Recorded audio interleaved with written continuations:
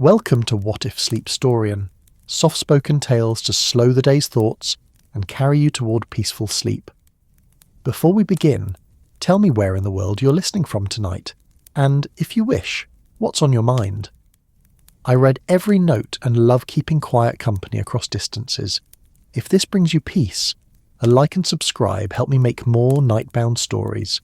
Now, settle in, get comfortable, and breathe with me as we begin. The afternoon sun pressed itself against the kitchen window of 221B Baker Street with the persistence of a polite but determined caller. Mrs. Martha Hudson paused in her preparations, flour dusting her capable hands like powdered snow, and listened to the gentle symphony that was London settling into its daily rhythm. The kettle hummed its contented song atop the stove, while somewhere beyond the lace curtains, a hansom cab's wheels clicked against cobblestones in that familiar hypnotic cadence that seemed to count the heartbeat of the great city itself. She had been kneading dough for the better part of 20 minutes, her movements as practiced and soothing as a prayer. The kitchen held the warmth of countless such afternoons, its copper pots gleaming like old friends in the slanted light, each one positioned with the care of a woman who understood that a proper home was built not just of bricks and mortar, but of ritual and repetition. The scent of rising bread mingled with the sharper notes of Earl Grey steeping in the brown Betty teapot, creating an atmosphere so thoroughly domestic that even the dust motes seemed to dance with particular contentment. It was then, as she transferred the small Victoria sponge from its cooling rack to the china plate painted with forget-me-nots, that her fingers encountered something that had no business being there. Nestled beneath the edge of the cake stand as if it had been waiting patiently for discovery, lay a small object that caught the light in an almost mischievous way. Mrs. Hudson lifted it carefully, her brow furrowing with the particular concentration she reserved for mysteries that appeared in her well-ordered domain. It was roughly the size of a robin's egg, carved from what appeared to be jade or perhaps serpentine, its surface smooth and cool against her palm. Tiny symbols were etched along its circumference, foreign characters that seemed to shimmer and shift as she turned the object in the afternoon light. A delicate chain of silver, tarnished with age, hung from a small loop at its apex, suggesting it had once been worn close to someone's heart. The peculiar thing was not merely its presence, for clients often left behind handkerchiefs, gloves, even the occasional walking stick, but rather the deliberate way it had been placed. Not dropped in haste or forgotten in distraction, but positioned with care beneath the very spot where she would arrange the afternoon's offerings, as if someone had meant for it to be found, but only by the right person, at the right moment. Mrs. Hudson had served in the household of Sherlock Holmes long enough to recognise the difference between accident and intention, between the chaos of oversight and the precision of design. This small jade mystery bore all the hallmarks of the latter, and she found herself smiling despite her puzzlement.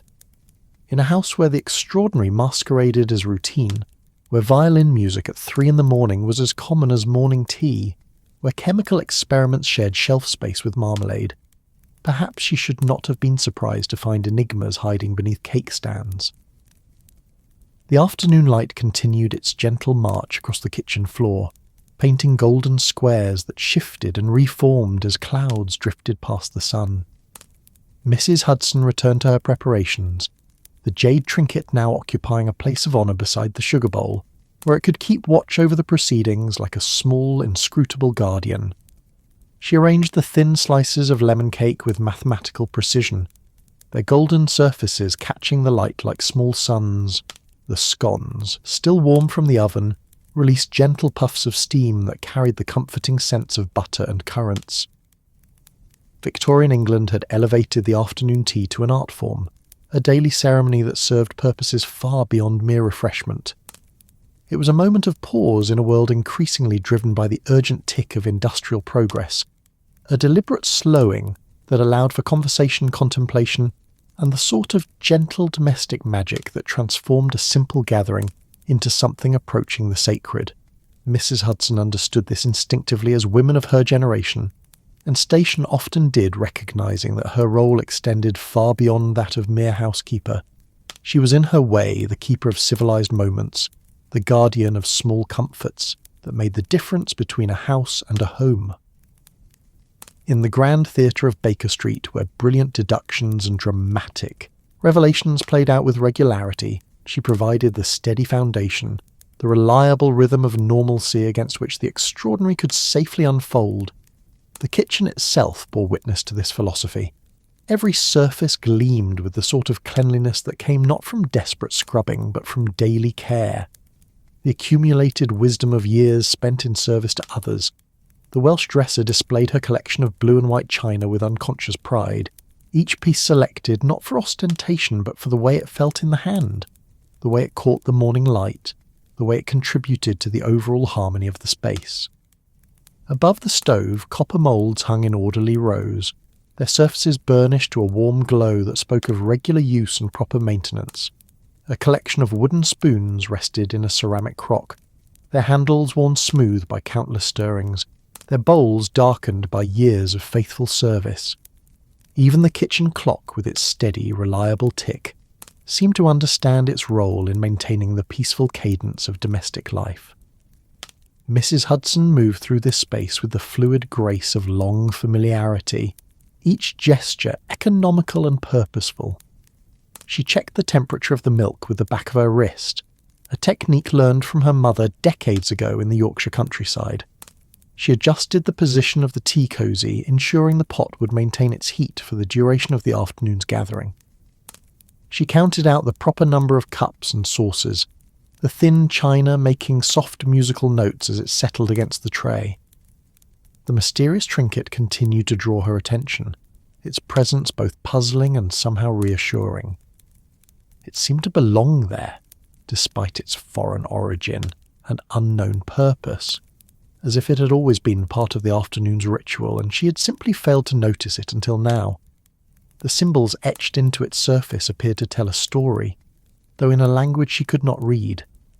Were those tiny flowers along the border, or perhaps stars?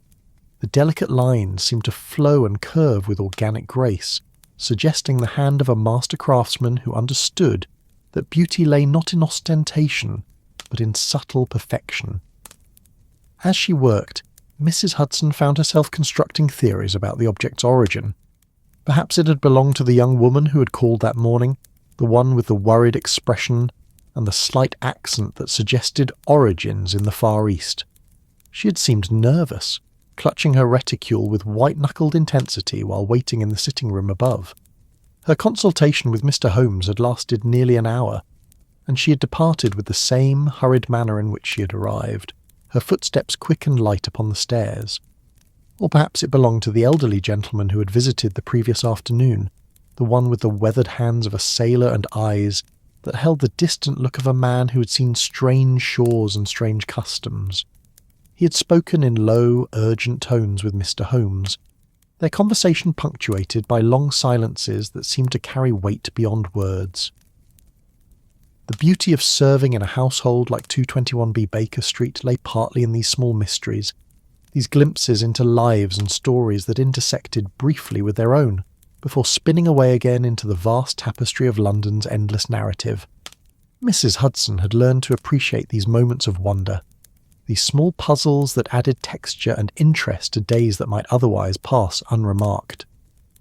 She filled the crystal water pitcher from the kitchen pump, the clear liquid catching and refracting the afternoon light into tiny rainbows that danced across the ceiling. The simple magic of refraction never failed to please her, a reminder that beauty could be found in the most mundane of activities for those who knew how to look. She had discovered, over years of service, that the secret to a contented life lay partly in cultivating an appreciation for such small wonders, in finding joy in the reliable rhythms of daily routine while remaining open to the unexpected delights that occasionally graced even the most ordinary moments. The sound of footsteps on the stairs above suggested that the afternoon's gathering would soon commence. Mr. Holmes's tread was unmistakable, quick and light, with an occasional pause that suggested his mind was engaged with some complex problem. Dr. Watson's approach would be different, steadier and more measured, the gait of a man who had learned patience through years of medical practice and military service. Mrs. Hudson made her final preparations, arranging a small plate of her special ginger biscuits alongside the more substantial offerings. The recipe had been her grandmother's, passed down through generations of women who understood that sometimes the simplest pleasures carried the greatest comfort. The biscuits were golden brown and fragrant with spice, their surfaces slightly cracked in the way that promised the perfect balance of crisp exterior and tender centre. She lifted the mysterious trinket once more, holding it up to the light streaming through the kitchen window. The afternoon sun transformed it into something almost magical, its jade surface glowing within a fire while the silver chain caught and scattered light like captured starlight. Whatever story it held, whatever purpose it served, it would soon be part of the afternoon's conversation, another thread in the rich tapestry of Baker Street's ongoing narrative. The kettle began its final, insistent whistle, calling her attention back to the immediate tasks at hand. Mrs. Hudson smiled as she removed it from the heat, steam rising in gentle clouds that seemed to carry with them all the comfort and promise of a proper English afternoon tea. In moments, the sitting room above would fill with the gentle sounds of conversation and the soft clink of china, the familiar ritual that transformed a collection of individuals into something approaching family. She arranged everything on the large silver tray with the practiced efficiency of long experience, each item positioned not just for convenience but for aesthetic pleasure. The teapot occupied the position of honour, surrounded by its court of cups and saucers, sugar bowl and cream pitcher, the small dishes of preserve and honey that would complement the afternoon's offerings. The mysterious jade trinket found its place beside the sugar bowl, where it could preside over the gathering like a benevolent spirit, waiting for the right moment to reveal its secrets. Mrs. Hudson lifted the heavy tray, her movements careful and measured as she prepared to climb the narrow stairs to the sitting room above. The afternoon light continued its gentle progress across the kitchen floor, leaving behind the comfortable shadows of late day, while somewhere beyond the windows London carried on its ancient conversation of horse hooves and human voices, the eternal dialogue between past and present that made the great city such an endlessly fascinating place to call home. The ritual was about to begin, and with it, the solving of another small mystery that had found its way into their lives.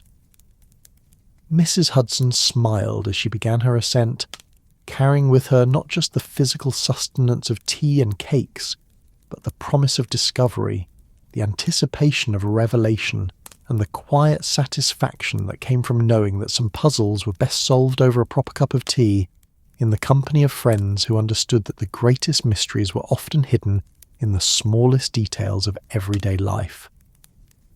The sitting room of 221B Baker Street held the afternoon light like a careful curator, each beam measured and positioned to illuminate the comfortable chaos that was Sherlock Holmes's domain. Mrs. Hudson emerged from the narrow staircase with the practised grace of one who had navigated these particular steps countless times. The silver tray balanced perfectly despite the precarious towers of books and scattered papers that seemed to have colonized every available surface since morning. The room itself was a study in controlled disorder, a space where brilliant minds had been given free rein to arrange their surroundings according to the peculiar logic of genius. Persian slippers dangled from the mantelpiece, stuffed with tobacco that released its rich, earthy scent into the warm air. A violin case lay open beside the window, its contents catching glints of sunlight that transformed the polished wood into something approaching sculpture. Chemical apparatus crowded one corner, glass tubes and retorts arranged with the precision of a medieval alchemist's laboratory, while nearby a magnifying glass of impressive proportions rested atop a stack of newspapers from 3 different countries. Yet beneath this apparent chaos lay an order that only the truly observant could discern. Every seemingly random placement served a purpose. Every pile of papers contained its own internal logic. Every scattered object told part of a larger story about the man who inhabited this space. Mrs. Hudson understood this better than most, having learned over the years to navigate not just the physical landscape of the sitting room, but the mental geography of its primary occupant.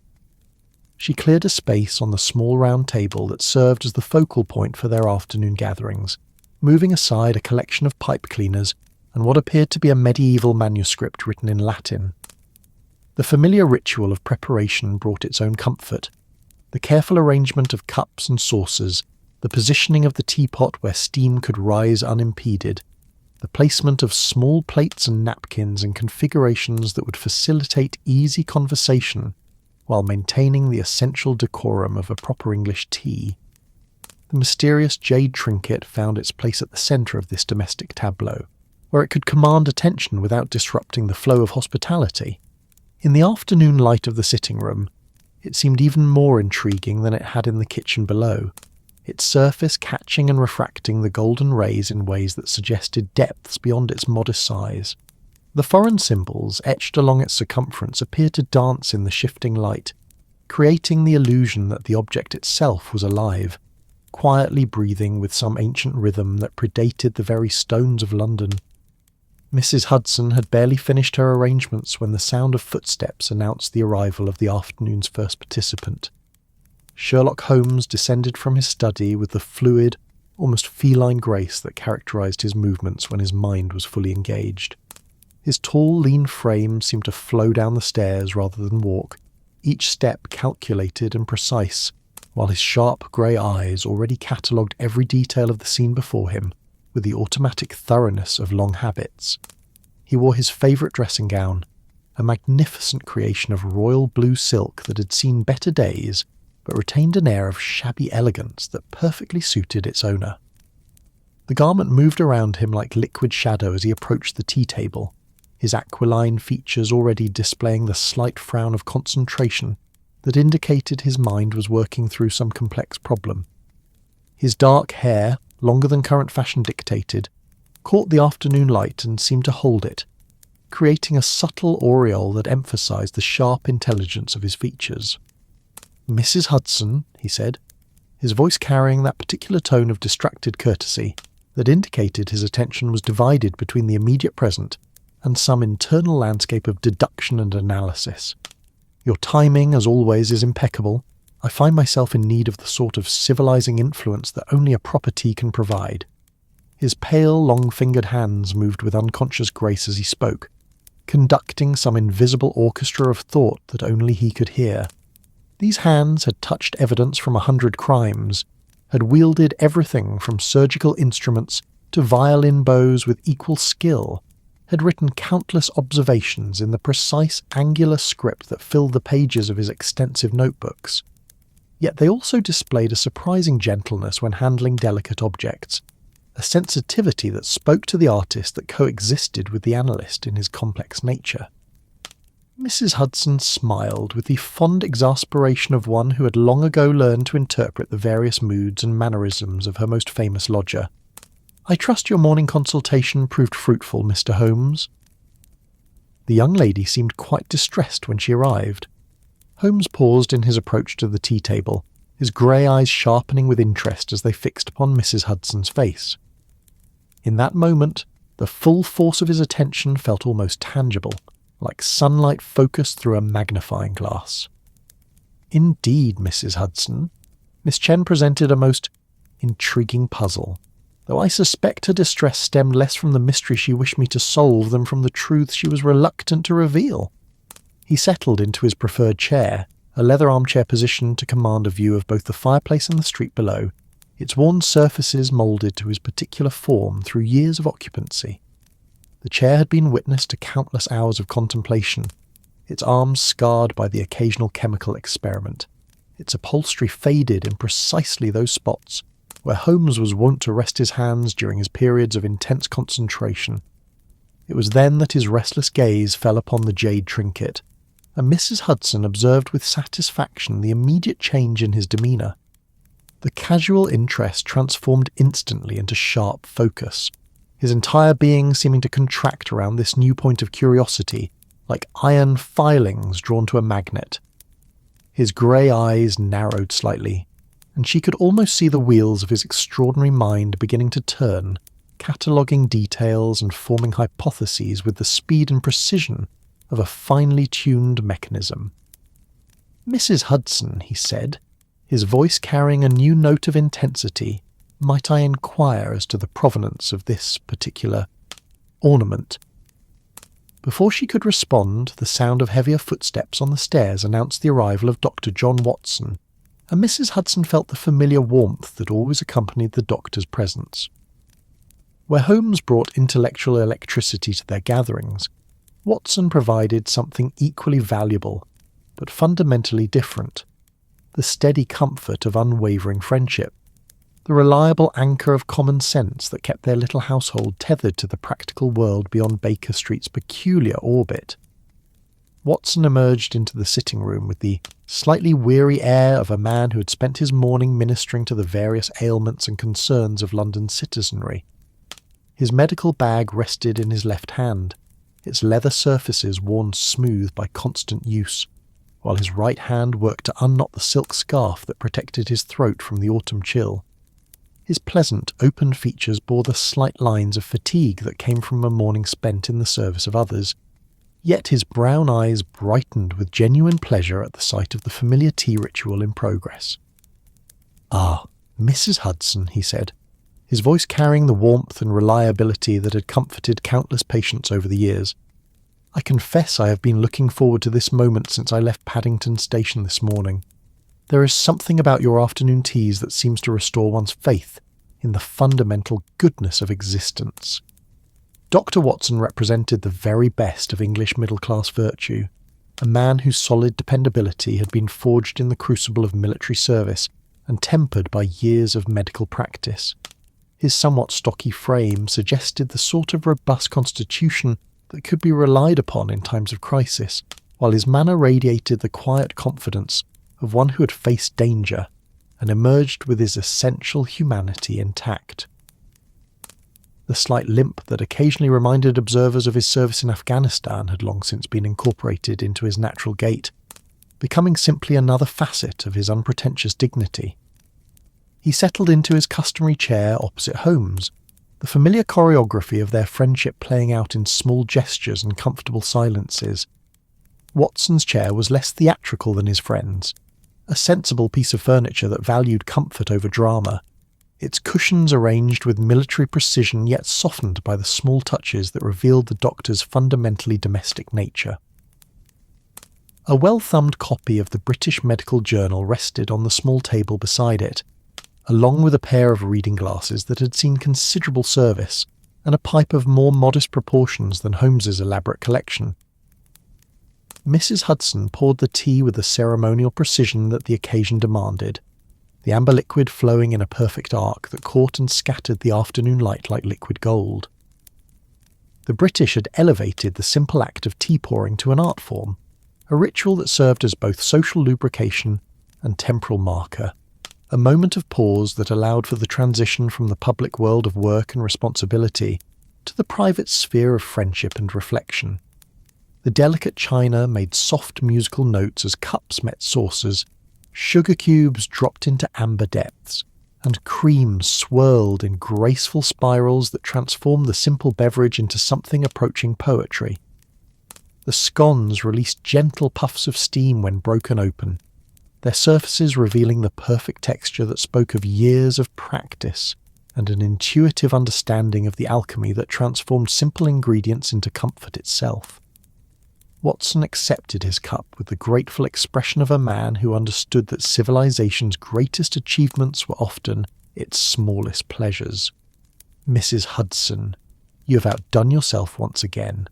These scones possess an almost supernatural perfection that I suspect would baffle even the most advanced practitioner of the culinary arts." It was then that his gaze fell upon the jade trinket, and Mrs. Hudson observed with interest the subtle change in his expression. Where Holmes had displayed the sharp focus of the hunter scenting prey, Watson showed the more measured curiosity of the natural philosopher, his medical training evident in the systematic way he examined the object without immediately reaching for it. "I say, Holmes," Watson remarked, settling back in his chair with his teacup balanced perfectly in his hands, "that's a rather unusual addition to our afternoon's accoutrements. The craftsmanship appears to be exceptionally fine, though I confess the style is quite foreign to my admittedly limited knowledge of such things." Holmes leaned forward with predatory interest, his long fingers steepled before his face in the gesture that habitually accompanied his periods of intense concentration. Indeed, Watson. Mrs. Hudson was just about to enlighten us regarding its rather mysterious appearance in our domestic sphere. Mrs. Hudson felt a flutter of pleasure at finding herself the centre of such distinguished attention. In a household where extraordinary mysteries arrived with the regularity of a morning post, it was gratifying to occasionally provide the puzzle rather than simply facilitating its solution. "Well, gentlemen," she began, settling into her own chair with the satisfied air of one who holds the key to an intriguing secret, "I discovered this little treasure tucked beneath the cake stand when I was preparing for our afternoon tea. Placed there with considerable care, I might add, not simply dropped or forgotten." She lifted the trinket with reverent hands, its weight somehow more significant than its modest size would suggest. The jade surface seemed to warm beneath her touch, while the silver chain caught the light in ways that created tiny dancing rainbows across the sitting room's familiar surfaces. "I believe it may have been left by your morning visitor, Mr. Holmes." The young lady who seemed so troubled, though I cannot imagine why she would have ventured into the kitchen, much less positioned such an obviously precious object in such a deliberate manner. Holmes's grey eyes had not left the trinket throughout Mrs. Hudson's explanation, his mind clearly working through the implications of her discovery with the mechanical precision that characterised his approach to all mysteries. "Miss Chen," he murmured, his voice carrying a note of recognition that suggested pieces of some larger puzzle were beginning to fall into place. Watson leaned forward with interest, his medical instincts clearly engaged by the mention of distress in a young woman. "Was she quite upset, Mrs. Hudson? I noticed you mentioned she seemed troubled, and I confess I heard raised voices at one point during their consultation." "Not raised in anger, Doctor," Mrs. Hudson clarified, refilling their cups with the automatic grace of long practice. "Rather the sort of urgency that comes from desperate hope battling against equally desperate fear. The poor child seemed caught between wanting to reveal everything and wanting to reveal nothing at all." Holmes nodded slowly, his sharp features displaying the sort of grim satisfaction that indicated his initial assessment of the morning's consultation had been confirmed. "Miss Chen came to me with what appeared to be a straightforward matter of a missing heirloom, Watson. A family treasure, she claimed, stolen by persons unknown from her lodgings in Limehouse. Simple enough, on the surface." He paused to sip his tea, the gesture automatic and unconscious as his mind worked through the complexities that lay beneath the surface of Miss Chen's apparent simplicity. Yet, something in her manner suggested that the theft itself was merely the visible portion of a much larger difficulty. She was holding back crucial information, of which I was certain, though whether from shame, fear, or some other emotional complication remained unclear. Watson's brown eyes showed the sort of sympathetic concern that had made him beloved by his patients throughout London's more respectable neighbourhoods. The poor girl. Foreign-born, I assume, given the name. That alone would make her situation more precarious in our current social climate. Indeed, the London of their era was a city of stark contrasts and rigid hierarchies, where birth and breeding determined one's position with scientific precision. The great metropolis drew people from across the globe, creating neighbourhoods where a dozen languages might be heard in a single street. Yet the formal structures of British society remained largely impervious to such diversity. A young Chinese woman, no matter how refined her manner or compelling her need, would find herself navigating a world that viewed her presence with a mixture of curiosity and suspicion. Mrs. Hudson nodded with the knowing expression of one who had observed such struggles from her unique position in the household of London's most famous consulting detective. She spoke beautiful English, almost without an accent, but there was something in her eyes, a wariness that spoke of experiences I suspect few of us could imagine. Holmes set down his teacup with the sort of decisive gesture that indicated his mind had reached some preliminary conclusion. The question before us now, however, is not Miss Chen's personal circumstances, compelling though they may be, but rather the significance of this object's deliberate placement in our kitchen. He rose from his chair with fluid grace, approaching the tea table where the trinket continued to catch and scatter the afternoon light like a small mysterious star. His movements had the careful precision of a surgeon, or perhaps a jeweller, each gesture calculated to avoid disturbing the delicate balance of their domestic tableau, while allowing him to examine the object more closely. Watson. Your medical training included some study of Eastern healing practices, did it not? I recall you mentioning a colleague who had served in the Far East, and shared certain observations regarding traditional remedies and customs. Watson's expression brightened with the pleasure of being consulted on a matter within his expertise. Indeed, Holmes. Dr. Pemberton spent several years in Hong Kong and Shanghai, and he was quite fascinated by certain therapeutic approaches that seemed to achieve remarkable results, despite having no basis in Western medical theory. He joined Holmes beside the tea table his own examination of the trinket characterized by the systematic thoroughness that had served him well in both military and medical contexts. He mentioned that certain objects were believed to possess protective or healing properties, though whether through genuine efficacy or psychological effect remained a matter of considerable debate. The jade trinket seemed to respond to their combined attention, its surface appearing to glow within a fire as the afternoon light played across its carefully carved surface. The symbols etched along its circumference were revealed to be even more intricate upon closer examination, tiny characters that seemed to flow and dance in patterns that suggested both artistic beauty and symbolic meaning. Mrs. Hudson watched with satisfaction as the two men bent over her discovery like scholars examining some ancient manuscript. There was something deeply pleasing about providing the catalyst for one of their collaborative investigations, about contributing to the great work that went on within these familiar walls. Her role in the household extended far beyond the traditional duties of a housekeeper.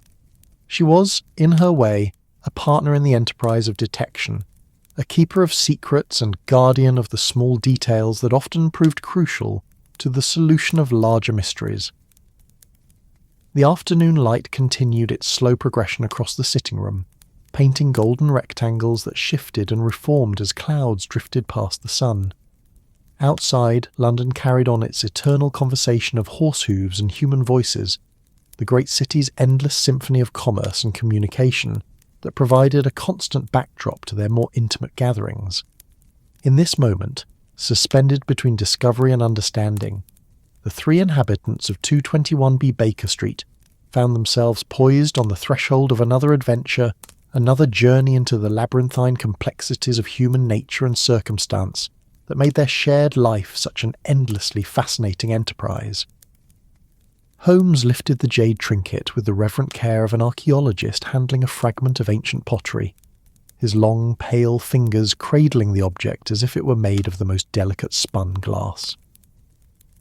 The afternoon light streaming through the sitting-room windows transformed his sharp features into something almost ethereal, the golden rays catching in his dark hair and creating subtle shadows that emphasised the aquiline nose and penetrating grey eyes that had become legend throughout London's criminal underworld. "Observe, Watson," he murmured, his voice taking on the lecturing tone that indicated his mind had shifted into its highest gear of analytical precision. "The jade itself is of exceptional quality, likely Burmese in origin, given the particular shade of green and the way it holds the light, not the sort of material one finds in common jewellery shops along the Strand." He turned the object slowly in his fingers, each movement calculated to reveal new details under the shifting illumination. The jade seemed to respond to his touch, its surface warming and taking on an almost living quality that made Mrs. Hudson think of deep forest pools where sunlight filtered through ancient leaves. Watson leaned closer, his medical training evident in the systematic way he examined the trinket without interfering with Holmes's investigation. "The craftsmanship is remarkable," he observed, adjusting his position to better catch the light. "Those symbols appear to be carved rather than etched, each one shaped with extraordinary precision. I've seen similar work in photographs from Dr. Pemberton's collection, though never with quite this level of detail. The symbols themselves were indeed masterpieces of miniature artistry, each character flowing into the next with organic grace that suggested the hand of someone who understood not merely the mechanics of carving, but the deeper rhythms of the language being expressed. They seemed to tell a story, these tiny marks, though in a script that remained tantalizingly foreign to the three observers gathered around the tea table. Holmes produced his magnifying glass from the pocket of his dressing gown, the lens catching the afternoon light and casting rainbow fragments across the familiar chaos of the sitting room. Under magnification, the trinket revealed even more secrets, tiny details that spoke of hours of patient work by a master craftsman who had understood that true art lay not in ostentation, but in the perfection of seemingly simple forms. "Fascinating," Holmes murmured, his grey eyes bright with the particular intensity that indicated a puzzle worthy of his attention. "The chain is clearly of different manufacture than the pendant itself. English silver, if I'm not mistaken, and of relatively recent origin. Someone has taken considerable care to provide this Eastern treasure with Western accessories." Mrs. Hudson refilled their teacups with automatic precision, her movements creating a gentle counterpoint to the intense focus of the two men bent over her discovery. The familiar ritual of hospitality continued even as her attention remained fixed on their examination, years of practice allowing her to maintain the domestic rhythms that kept their household running smoothly, regardless of whatever mysteries might claim the foreground of their attention. "The silver chain suggests adaptation," Watson observed, accepting his refreshed tea with a grateful nod. "Someone wished to wear this piece in a manner more consistent with English customs." A thoughtful gesture, though it raises questions about the circumstances that made such adaptation necessary. The doctor's words carried the weight of his broader understanding of human nature, the insight that came from years of treating patients whose circumstances often required them to navigate between different worlds, different sets of expectations and customs. His brown eyes held the sort of compassionate intelligence that had made him beloved by his patients and invaluable to Holmes in their various investigations. Holmes set down his magnifying glass and reached for his teacup, the gesture automatic as his mind worked through the implications of their observations. "The question before us, my dear Watson, is not merely one of origins and craftsmanship, but of intention. This object did not find its way into our kitchen by accident." He settled back into his leather chair, the familiar piece of furniture seeming to embrace him like an old friend. The chair had been witness to countless hours of contemplation, its arms worn smooth by his restless hands, its cushions moulded to his particular form through years of occupancy. From this position, he could command a view of both the street below and the domestic tableau of their afternoon tea, maintaining awareness of the outside world while focusing on the intimate mystery that had presented itself within their own walls. "The placement beneath the cake stand suggests deliberate concealment," Mrs. Hudson added, settling into her own chair, with the satisfied air of one whose contribution had proven valuable. "Not hidden from view entirely, mind you, but positioned where only someone familiar with our afternoon routine would be likely to discover it." The observation was astute, revealing the sort of practical intelligence that had made Mrs. Hudson an invaluable member of their household. Her understanding of the rhythms and routines of 221B Baker Street was encyclopedic, encompassing not merely the physical arrangements of rooms and furniture, but the subtle patterns of behaviour that governed their daily lives. Watson nodded thoughtfully, his medical training evident in the systematic way he considered the various possibilities. "It suggests familiarity with our habits, certainly, but also a degree of trust that argues against any malicious intent. Someone wanted us to find this object, but only when we were relaxed and comfortable, prepared to give it the attention it deserves." The afternoon light continued its gentle progression across the sitting room, painting golden squares that shifted and reformed as clouds drifted past the sun.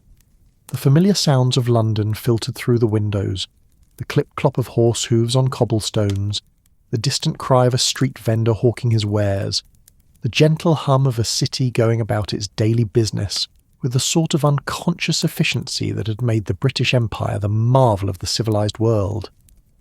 Holmes lifted the trinket again, this time holding it up to the window where the full force of the afternoon light could play across its surface.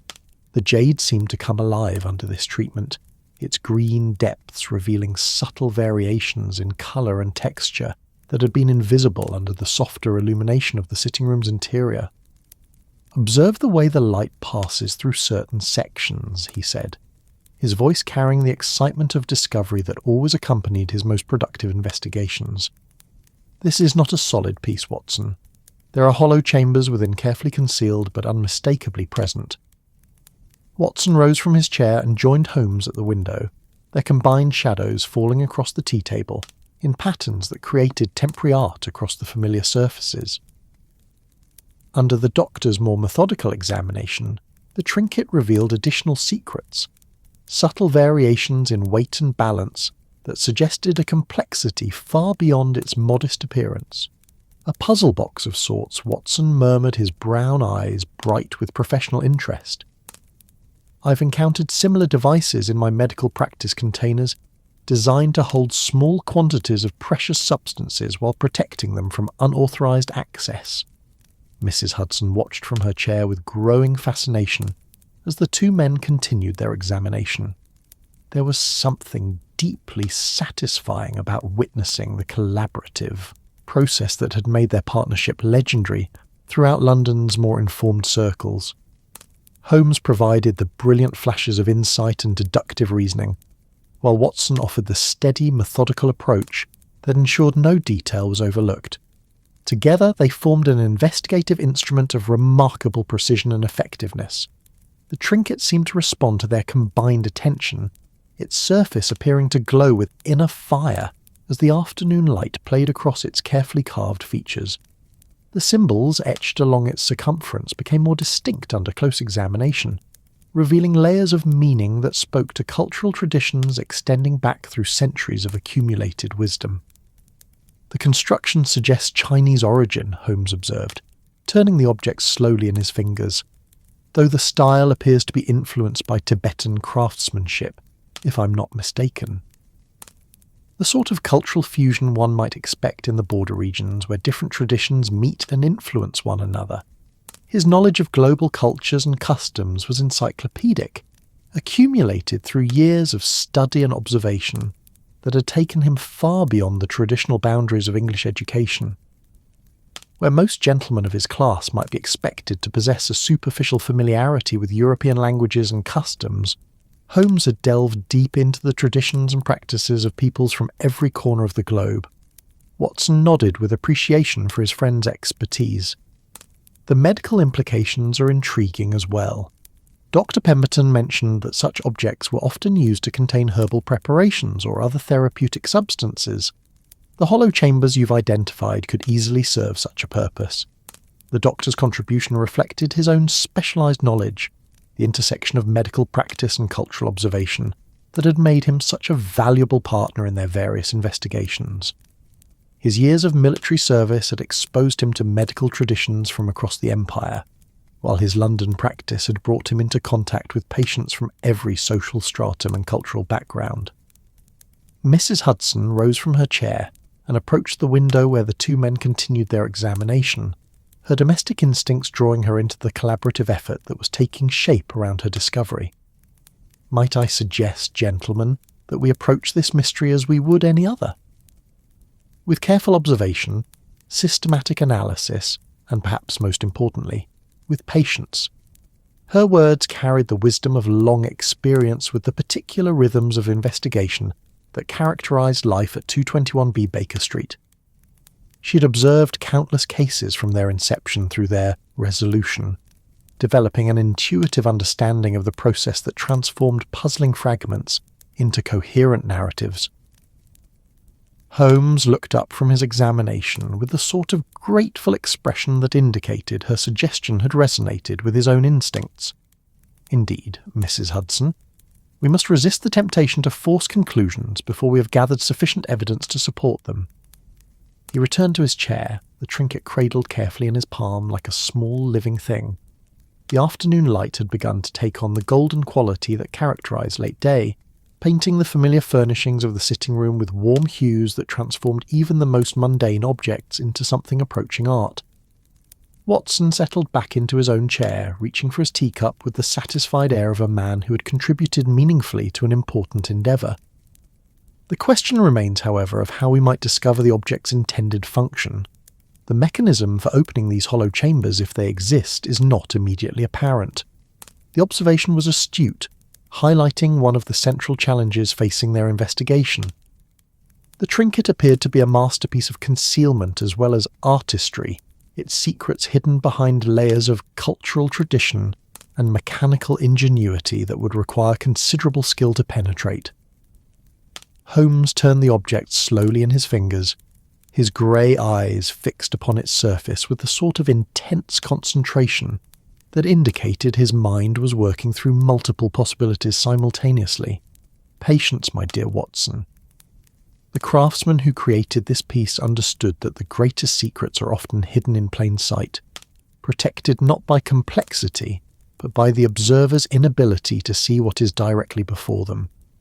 The afternoon continued its gentle progression toward evening, the light outside gradually taking on the softer quality that would eventually give way to the gaslit intimacy of London's nocturnal hours. Within the sitting room of 221B Baker Street, three friends continued their examination of a small mystery that had found its way into their lives, their collaborative investigation proceeding, with the sort of unhurried thoroughness that characterised their best work. Mrs. Hudson refilled their teacups once more, the gentle ritual providing a comforting counterpoint to the intense focus of their examination. There was something deeply civilized about this approach to mystery solving, this combination of intellectual rigour and domestic comfort that transformed investigation into something approaching meditation. The jade trinket continued to hold their attention, its surface catching and refracting the shifting afternoon light in ways that seemed to change with each new angle of observation. Whatever secrets it contained remained locked within its deceptively simple form, waiting for the right combination of insight and patience to reveal the truths it had been designed to protect. As the afternoon light began its slow fade toward evening, the three inhabitants of 221B Baker Street found themselves poised on the threshold of discovery, their careful examination having revealed tantalizing glimpses of the mysteries that lay hidden within the small object that had found its way into their domestic sphere. The investigation was far from complete, but the foundation had been laid for the sort of collaborative inquiry that had made their partnership legendary throughout London's more discerning circles. The trinket seemed to pulse with quiet energy in Holmes's careful hands, as if responding to the attention and respect it was receiving from these three devoted observers. Whatever story it held, whatever secrets it protected, they would be revealed in time through the patient application of skill, knowledge, and that most valuable of investigative tools, the willingness to see beyond the surface of things to the deeper truths that lay hidden beneath. The contemplative silence that had settled over the sitting room of 221B Baker Street was broken by the unmistakable sound of heavy footsteps ascending from the street below. These were not the quick, light steps of Holmes, nor the measured tread of Watson, but rather the determined, slightly plodding gait of a man whose profession had taught him to approach every doorway with a mixture of hope and scepticism. Mrs. Hudson recognised the rhythm immediately, her experienced ear having catalogued the footfalls of every regular visitor to their peculiar household over the years. "Inspector Lestrade," she announced with a fond smile rising from her chair with the graceful efficiency that characterised all her movements. "I can hear him practising his official expression on the stairs. Poor man always sounds as though he's trying to convince himself he's meant to be here." Holmes looked up from his continued examination of the jade trinket, his grey eyes brightening with the particular amusement that always accompanied Lestrade's visits. There was something deeply satisfying about the inspector's regular appearances at Baker Street. These moments when the official machinery of Scotland Yard found itself compelled to seek assistance from the very consulting detective whose methods it professed to find so irregular. Watson chuckled softly, setting down his teacup with the careful precision that betrayed his military background. Lestrade's timing is, as always, impeccable. Just when we've discovered something genuinely intriguing, he arrives to remind us that the world of official crime detection continues to function according to its own mysterious logic. The sitting-room door opened to admit Inspector Geoffrey Lestrade, a man whose appearance seemed designed by nature to embody the very essence of dogged police work. He was of medium height and compact build, his features bearing the sort of weather-beaten quality that spoke of years spent walking London streets in all seasons and conditions. His brown eyes held the slightly weary expression of one who had seen enough of human nature to maintain few illusions about its fundamental goodness, yet who continued to pursue justice with the sort of stubborn persistence that had made him one of Scotland Yard's most reliable investigators. Lestrade's clothing reflected his profession with almost mathematical precision. His dark wool coat bore the subtle signs of outdoor work, a slight dampness at the shoulders from the afternoon mist, a few scattered threads that spoke of passage through London's more cramped quarters, the faint scent of tobacco and urban air that seemed to cling to all who spent their days navigating the city's labyrinthine streets. His bowler hat, now held respectfully in his hands, showed the sort of careful maintenance that indicated a man who understood that appearances mattered in his particular line of work. "Mr. Holmes, Dr. Watson," Lestrade said, his voice carrying the slightly formal tone he always adopted when entering the private domain of Baker Street. Despite years of collaboration, he never quite lost the sense that he was intruding upon some rarefied intellectual sanctuary where the normal rules of police procedure might not apply. "Mrs. Hudson, always a pleasure to see you looking so well." Mrs. Hudson beamed with the sort of genuine warmth that had made her beloved by every visitor to their household, regardless of their official status or social standing. "Inspector Lestrade, how delightful! You arrive at the perfect moment, as always. I was just about to refresh the tea, and I believe there are still some of those ginger biscuits you're so fond of." Lestrade's expression softened with genuine appreciation. Despite his professional scepticism about Holmes's methods, he had long ago developed a deep fondness for the domestic comforts of Baker Street. Mrs. Hudson's tea represented a small oasis of civilian normalcy in a career otherwise dominated by the darker aspects of human behaviour. "That's very kind of you, Mrs. Hudson. I confess I've been walking the streets since dawn, and your hospitality is exactly what this old policeman needs to restore his faith in the fundamental decency of existence." Holmes gestured toward an empty chair with a sort of expansive hospitality that indicated his mood had been improved by the afternoon's discoveries. "Please, Lestrade, join us. We find ourselves in the midst of a most intriguing puzzle, and your practical perspective might prove invaluable." The inspector approached the tea table with the careful gait of a man whose profession had taught him to observe his surroundings with automatic thoroughness. His brown eyes catalogued the familiar chaos of the sitting room, the scattered papers, the chemical apparatus, the violin case lying open beside the window, before settling upon the small group gathered around the afternoon's refreshments. It was then that his gaze fell upon the jade trinket, still cradled carefully in Holmes's palm, and Mrs. Hudson observed with amusement the immediate change in his expression.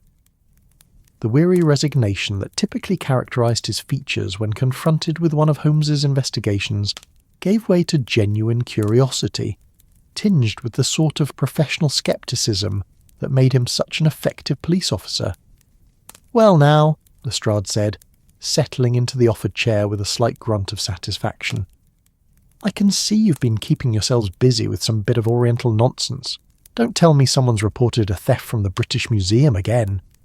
His words carried the affectionate gruffness that had characterized his relationship with Holmes over the years. Despite his frequent complaints about the consulting detective's irregular methods, Lestrade had developed a grudging respect for the results those methods consistently produced.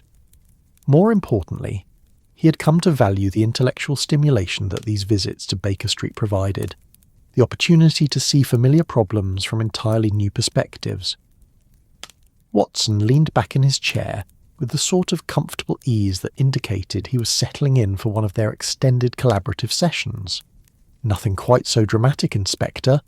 Mrs. Hudson discovered this particular treasure tucked beneath our cake stand, apparently left there with considerable deliberation by Holmes's morning visitor.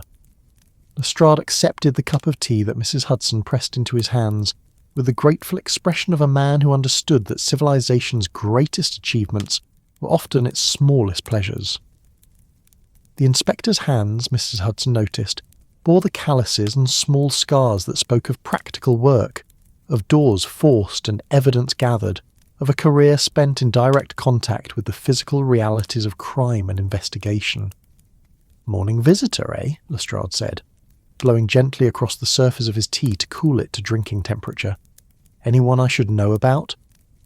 "We've had reports of some unusual activity in the Chinese Quarter lately. Nothing serious, mind you, but the sort of thing that makes the local constables nervous." Holmes's grey eyes sharpened with interest at this observation. "Indeed? What manner of unusual activity, if you don't mind my asking? The timing might prove more than coincidental." Lestrade settled back in his chair, clearly pleased to have information that might prove relevant to one of Holmes's investigations. Despite their different approaches to detective work, he took genuine satisfaction in contributing to the collaborative process that had solved so many of London's more puzzling crimes. Nothing dramatic, he said, reaching for one of Mrs. Hudson's ginger biscuits with obvious anticipation. A few reports of strangers asking questions, people looking for someone or something without being entirely clear about what they were seeking.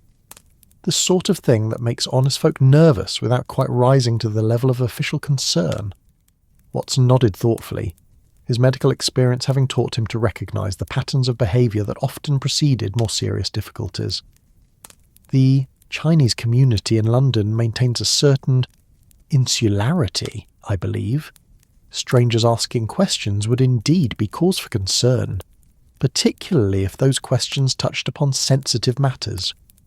The observation reflected Watson's broader understanding of London's diverse communities, the various ethnic enclaves that had developed as the great city drew people from across the globe. His medical practice had brought him into contact with patients from every background, providing him with insights into the challenges faced by those trying to establish new lives in an often unwelcoming environment. Lestrade took a cautious sip of his tea, his brown eyes never leaving the jade trinket that continued to occupy the centre of their attention. The thing is, Mr. Holmes, these weren't the usual sort of inquiries one might expect. Not looking for work or lodgings or family members. More like they were searching for something specific but couldn't quite bring themselves to say what. Holmes leaned forward with the sort of predatory interest that indicated his detective instincts had been fully engaged. Describe these strangers, if you would. Any details that struck the reporting officers as particularly noteworthy?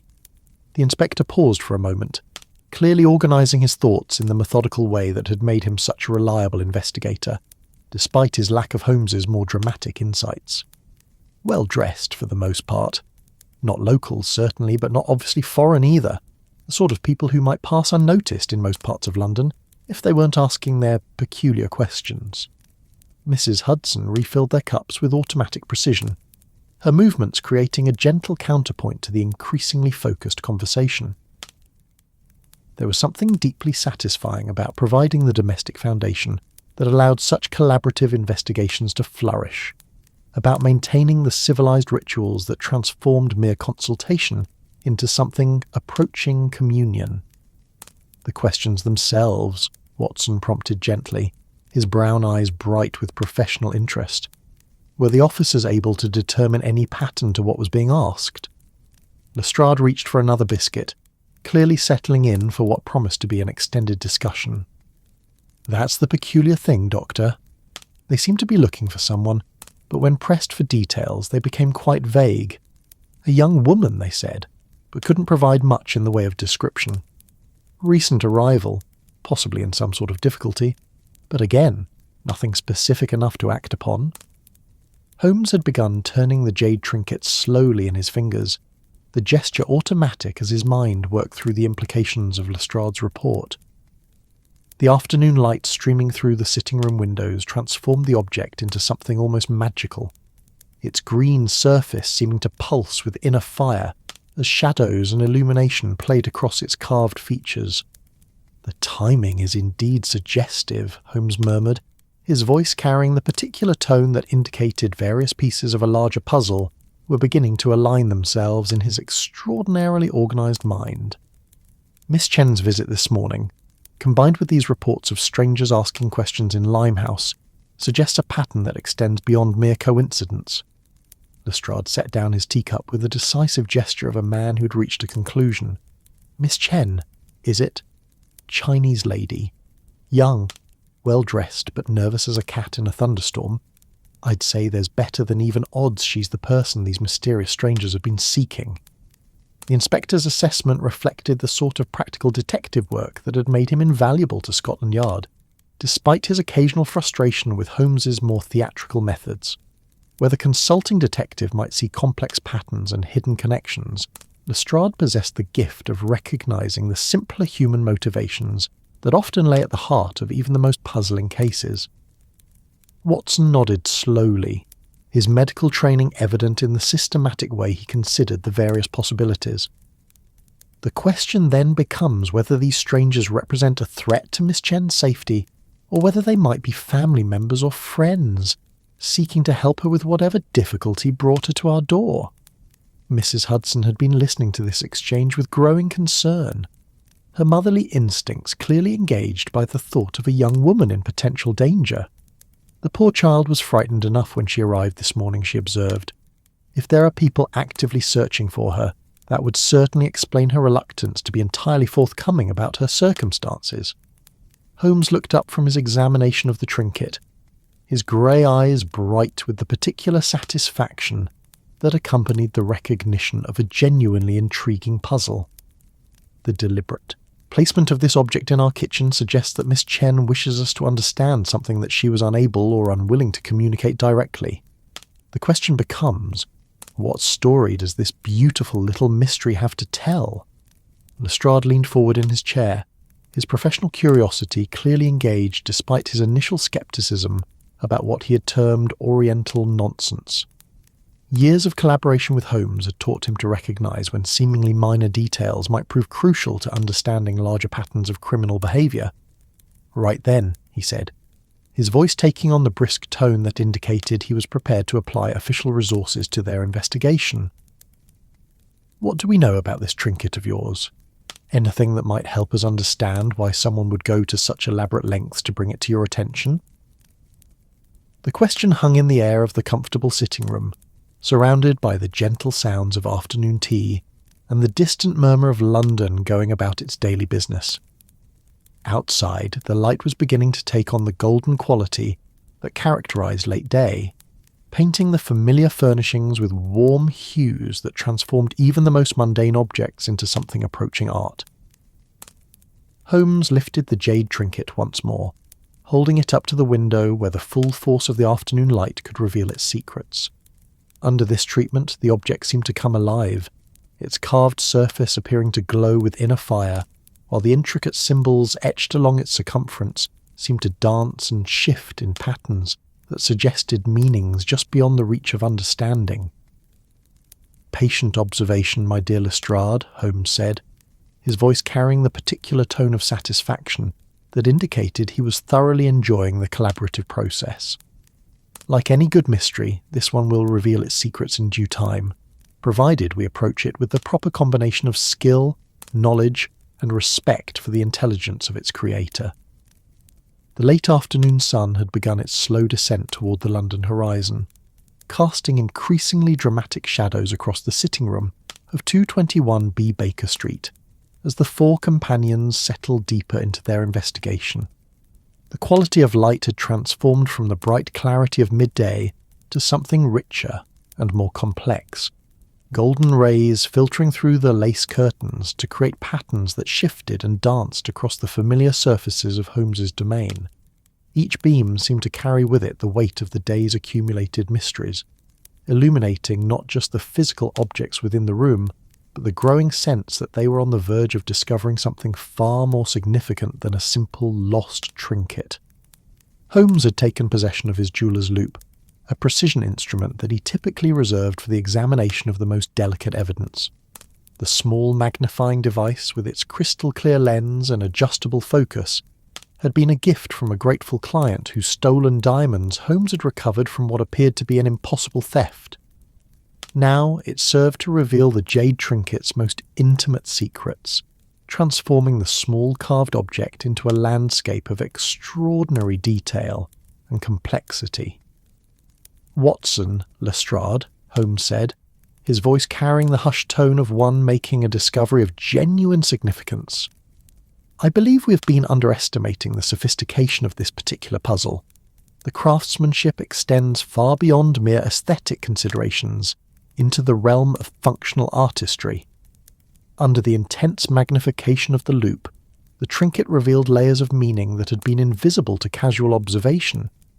The symbols carved along its circumference were not merely decorative elements, but appeared to form a complex narrative, each character flowing into the next with organic grace that suggested the hand of someone who understood not merely the mechanics of carving, but the deeper rhythms of storytelling itself.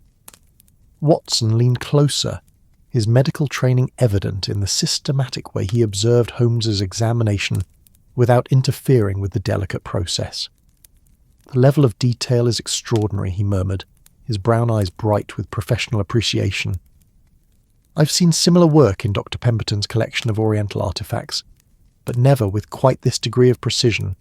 The tool marks suggest the use of instruments far more sophisticated than one might expect from traditional craftsmanship."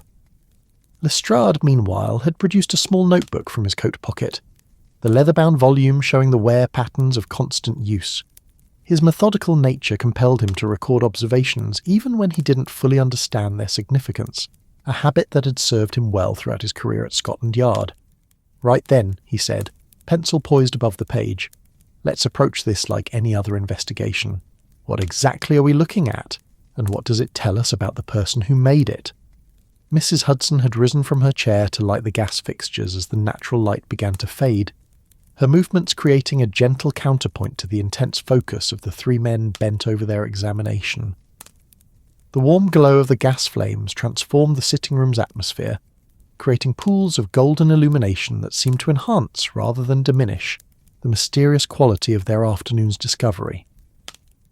Holmes adjusted the focus of his loupe with the precision of a surgeon preparing for a delicate operation.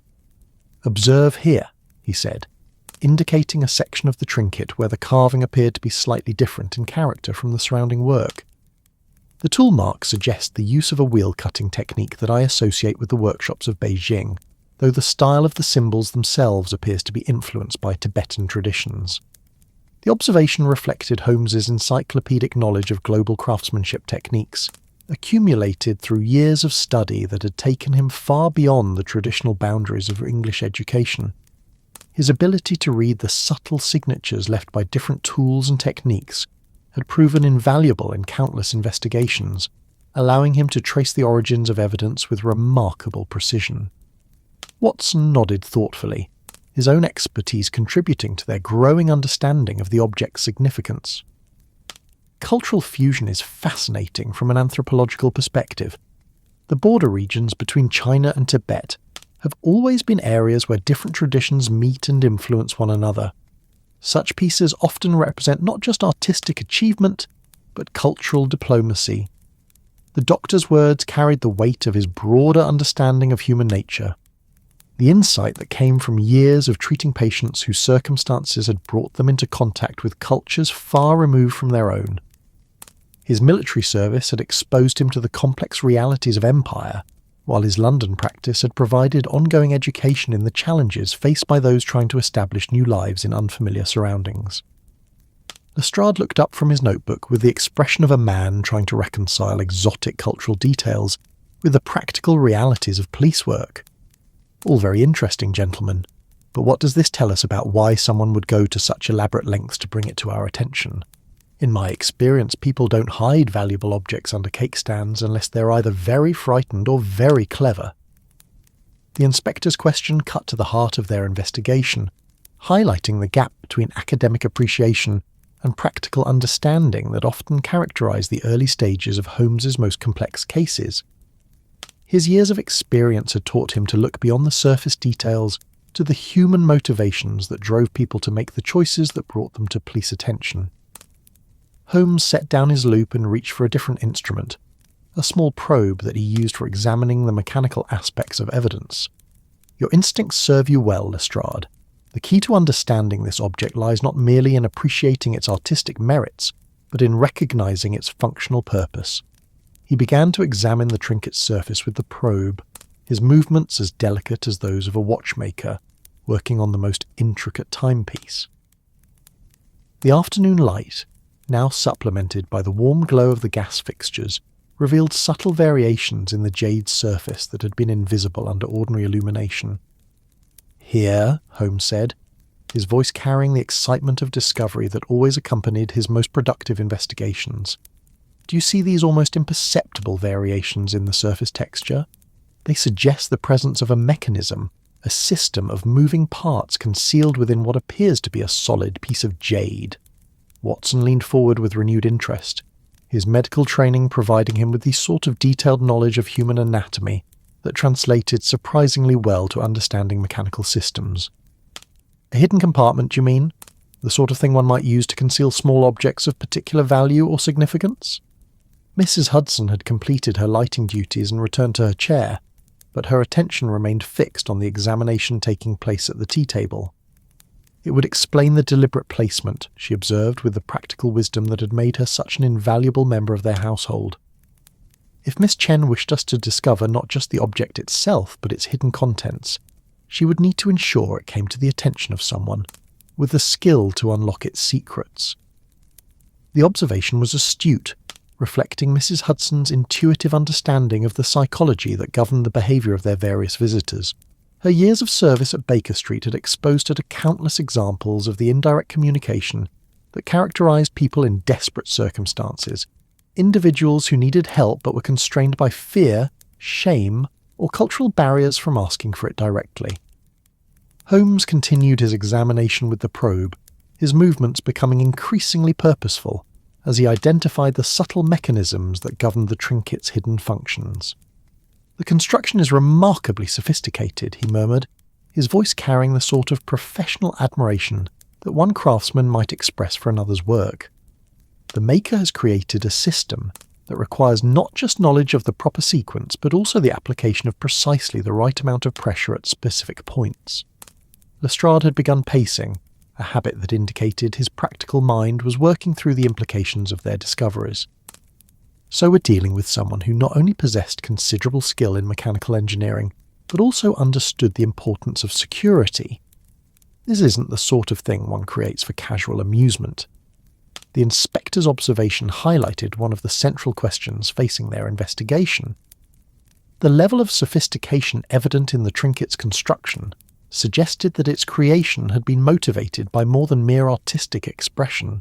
Someone had invested considerable time, skill, and resources in creating an object that could serve as both a thing of beauty and a highly secure container. Watson had been studying the trinket from a different angle, his medical knowledge providing him with insights into the sort of precision engineering that characterized the most advanced surgical instruments. The mechanism appears to be based on principles similar to those used in certain medical devices I encountered during my service in Afghanistan, pressure-sensitive systems that respond only to the application of force in very specific patterns. His words carried the authority of direct experience, the sort of practical knowledge that could only be gained through hands-on work with similar mechanisms. The doctor's military service had exposed him to technologies and techniques from across the empire, while his medical practice kept him current with the latest developments in precision engineering. Holmes paused in his examination, his grey eyes bright with the particular satisfaction that accompanied the recognition of a genuinely worthy puzzle. The question before us now becomes not merely how to open this remarkable device, but whether we should attempt to do so at all. Miss Chen's decision to leave it in our care suggests she trusted us with something of considerable importance, but it may also indicate that she was unable to access its contents herself. The ethical dimension of their investigation had become suddenly apparent, transforming what had begun as an intellectual exercise into something with potentially serious real-world consequences. The trinket was not merely an object to be studied, but a trust that had been placed in their care, carrying with it responsibilities that extended beyond mere curiosity. Mrs. Hudson rose from her chair and approached the tea table, where the trinket continued to catch and reflect the warm light of the gas fixtures. Perhaps she suggested, with the gentle wisdom that had guided their household through countless crises, we should consider what Miss Chen herself might wish us to do. Her circumstances this morning suggested someone in considerable distress, yet she chose to entrust this precious object to our care, rather than simply asking for help directly. Her words highlighted one of the central mysteries that had surrounded Miss Chen's visit from the beginning. The young woman had clearly been in some form of difficulty, yet her consultation with Holmes had been characterized by the sort of evasiveness that suggested she was holding back crucial information. The trinket's deliberate placement might represent her attempt to communicate what she had been unable or unwilling to say directly. Watson nodded thoughtfully, his compassionate nature evident in the concern that shadowed his brown eyes. The reports that Lestrade mentioned of strangers asking questions in Limehouse take on new significance in this context. If Miss Chen is indeed being sought by people whose intentions remain unclear, she may have felt that direct communication was too dangerous. The doctor's observation reflected his broader understanding of the challenges faced by London's immigrant communities, the delicate balance between seeking help and avoiding unwanted attention that characterised the lives of those who existed on the margins of English society. His medical practice had brought him into contact with patients whose circumstances required the utmost discretion, teaching him to recognise the signs of desperation that might drive someone to take extraordinary measures. Lestrade had stopped his pacing and was now studying the trinket with the focused attention of someone who had recognised its potential significance to his ongoing investigations. If this object contains information that could help us understand what's happening in Limehouse, we may have an obligation to examine its contents, regardless of other considerations. My responsibility is to the safety of all London's residents, regardless of their country of origin. The inspector's words carried the weight of official duty, the recognition that their afternoon's puzzle might have implications that extended far beyond the comfortable confines of Baker Street.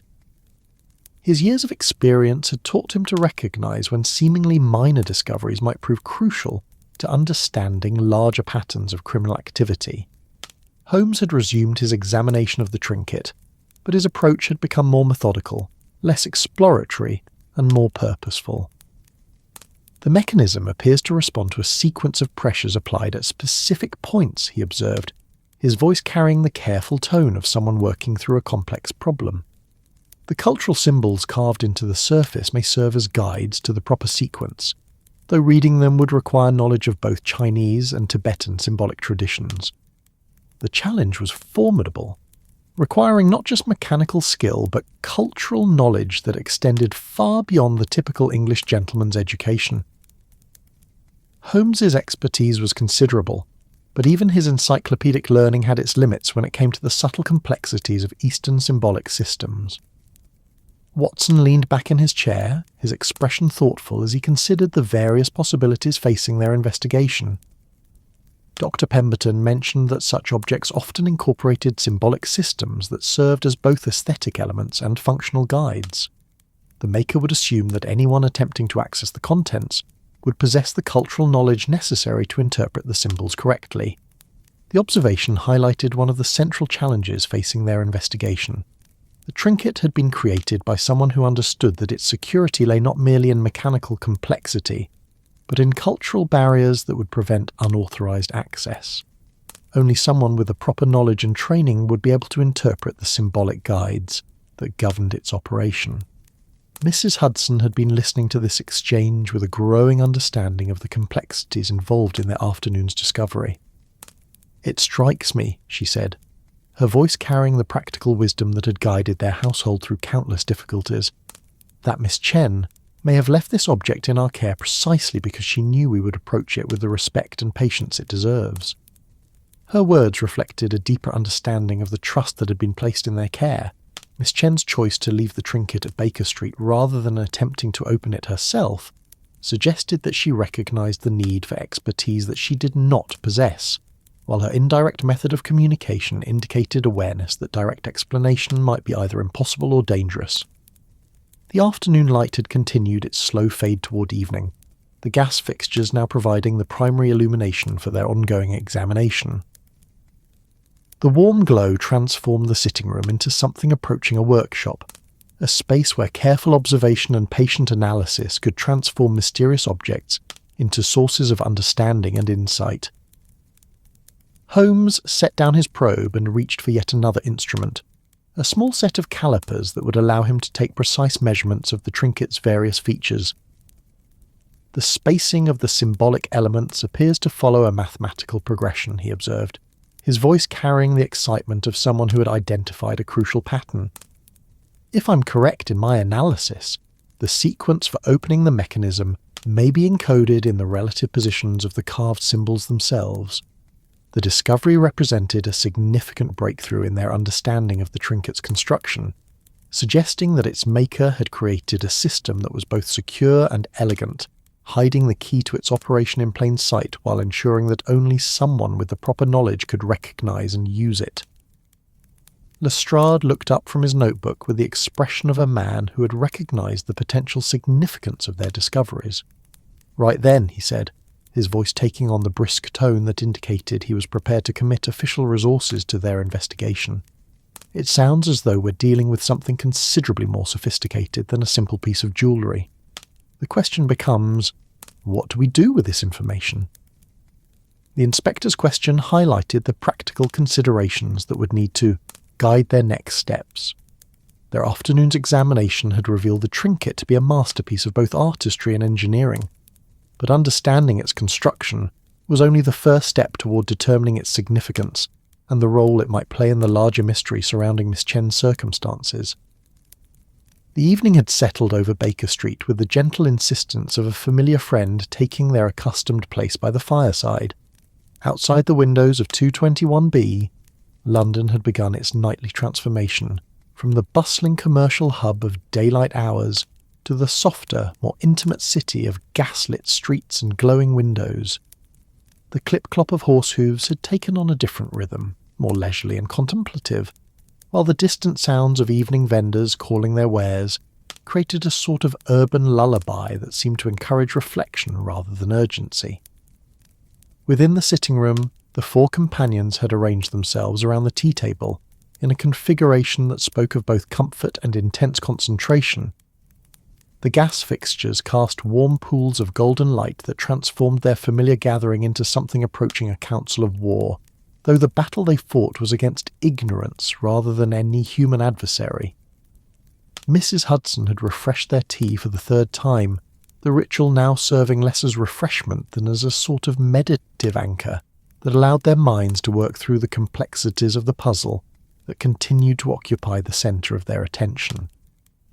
Holmes had spent the better part of an hour working with the jade trinket, his long fingers moving across its surface with the delicate precision of a pianist, playing a particularly complex passage.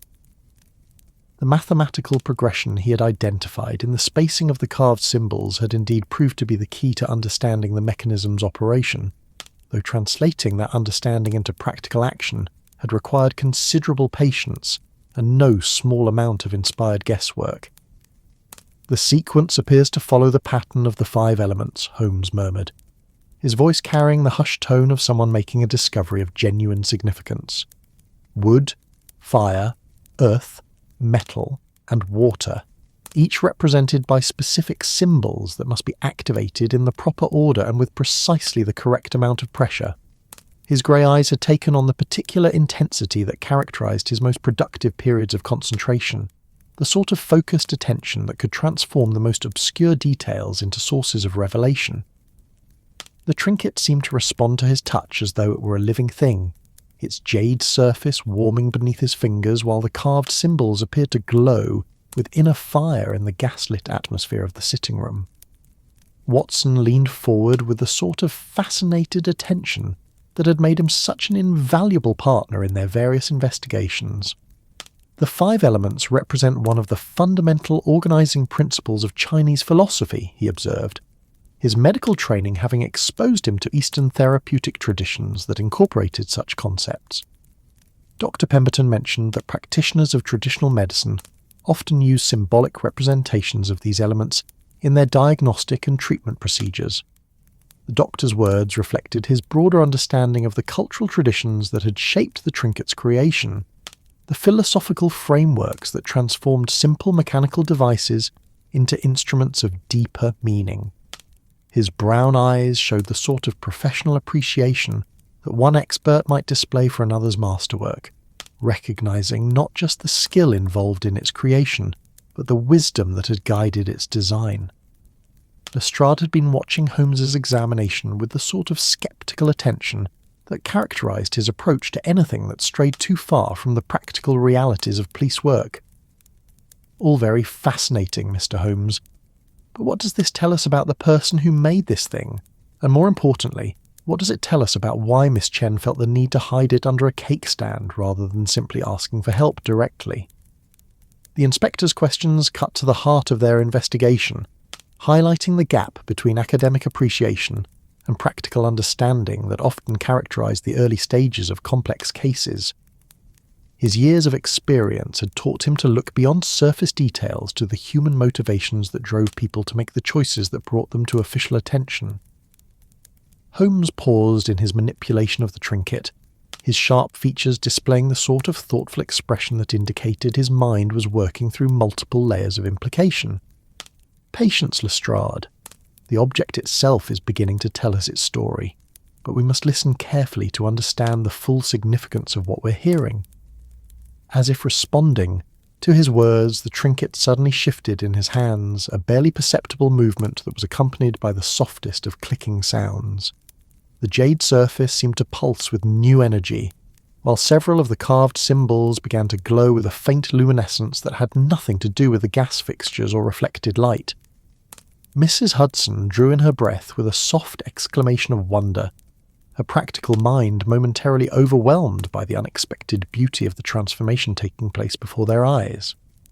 "Mr. Holmes," she whispered, her voice carrying the sort of reverent awe that accompanied moments of genuine magic, "I do believe you've awakened something extraordinary."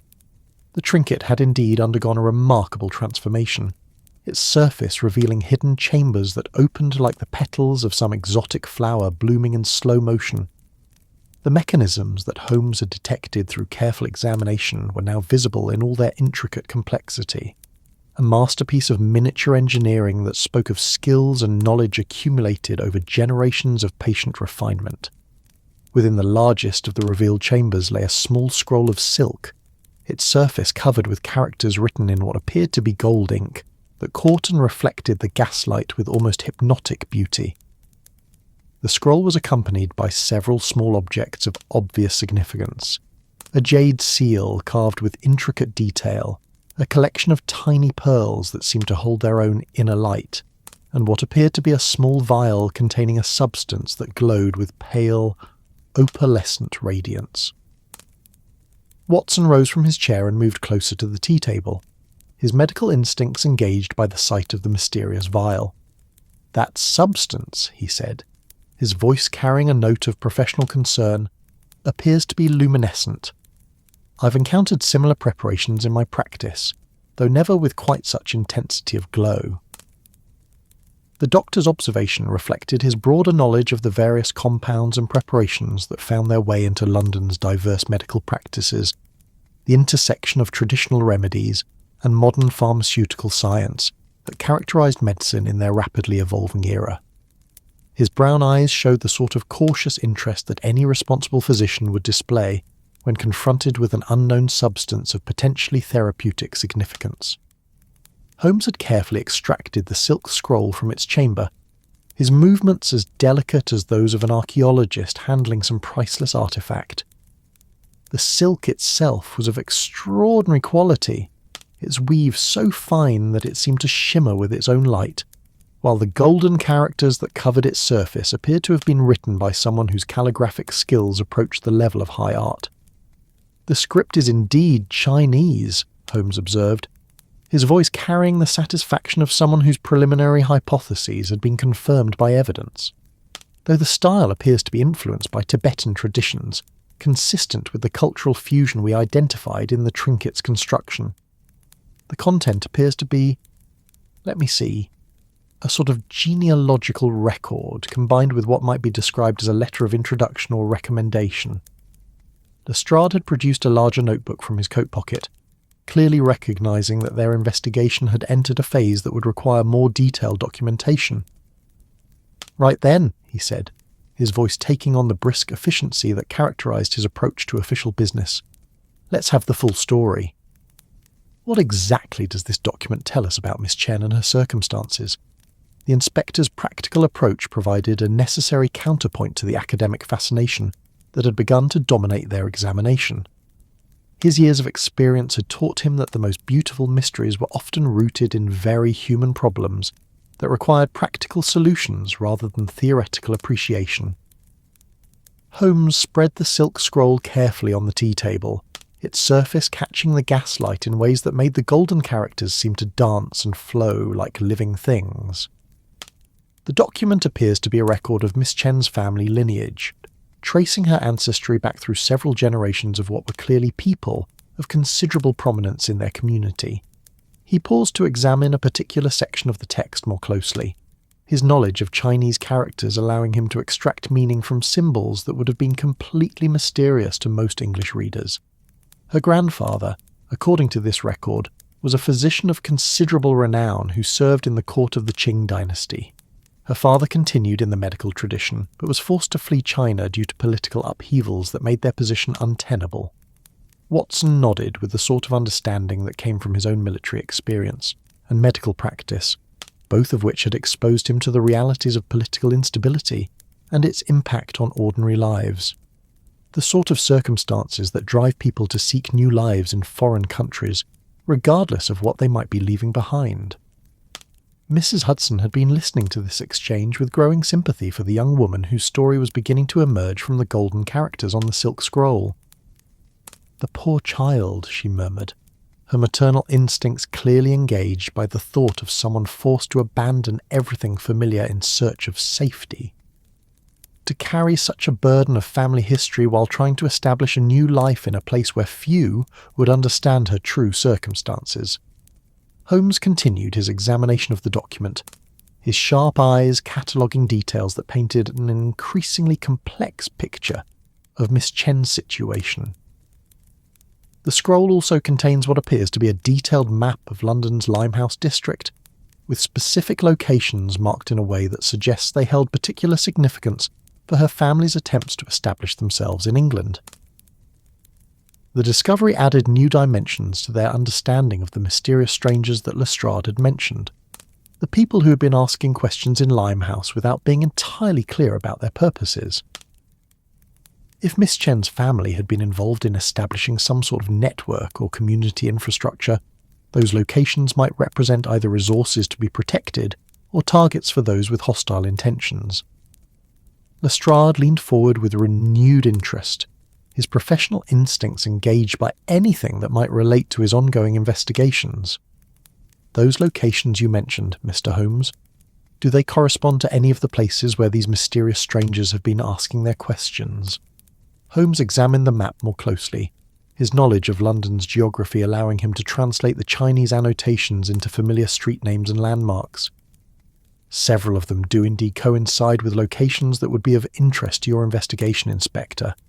This building here, for instance, appears to be the premises of what the document describes as a traditional medicine practice established by Miss Chen's father. The revelation provided a crucial piece of the puzzle that had been developing throughout their afternoon's investigation. If Miss Chen's father had established a medical practice in Limehouse, it would explain both her presence in London and the sort of expertise that might be required to create the sophisticated mechanisms hidden within the jade trinket. Watson's expression had brightened with professional interest as the medical dimensions of the mystery became clearer. Traditional Chinese medicine often involves the preparation of complex remedies that require considerable skill and knowledge to create safely. Such practices would naturally attract attention from those seeking either to benefit from their services or to interfere with their operations. The doctor's observation highlighted one of the central challenges facing practitioners of traditional medicine in Victorian London, the intersection of cultural differences and professional rivalries that could make such enterprises both valuable and vulnerable. His own medical training had taught him to appreciate the effectiveness of certain Eastern therapeutic approaches, even when their theoretical foundations differed significantly from Western medical science. Mrs. Hudson had been studying the small vial that had accompanied the scroll, its opalescent contents continuing to glow with soft radiance in the gaslit atmosphere of the sitting room.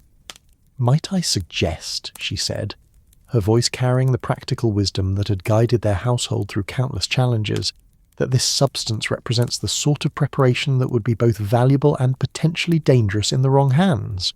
Her observation reflected a deeper understanding of the human motivations that often lay behind the most complex criminal schemes.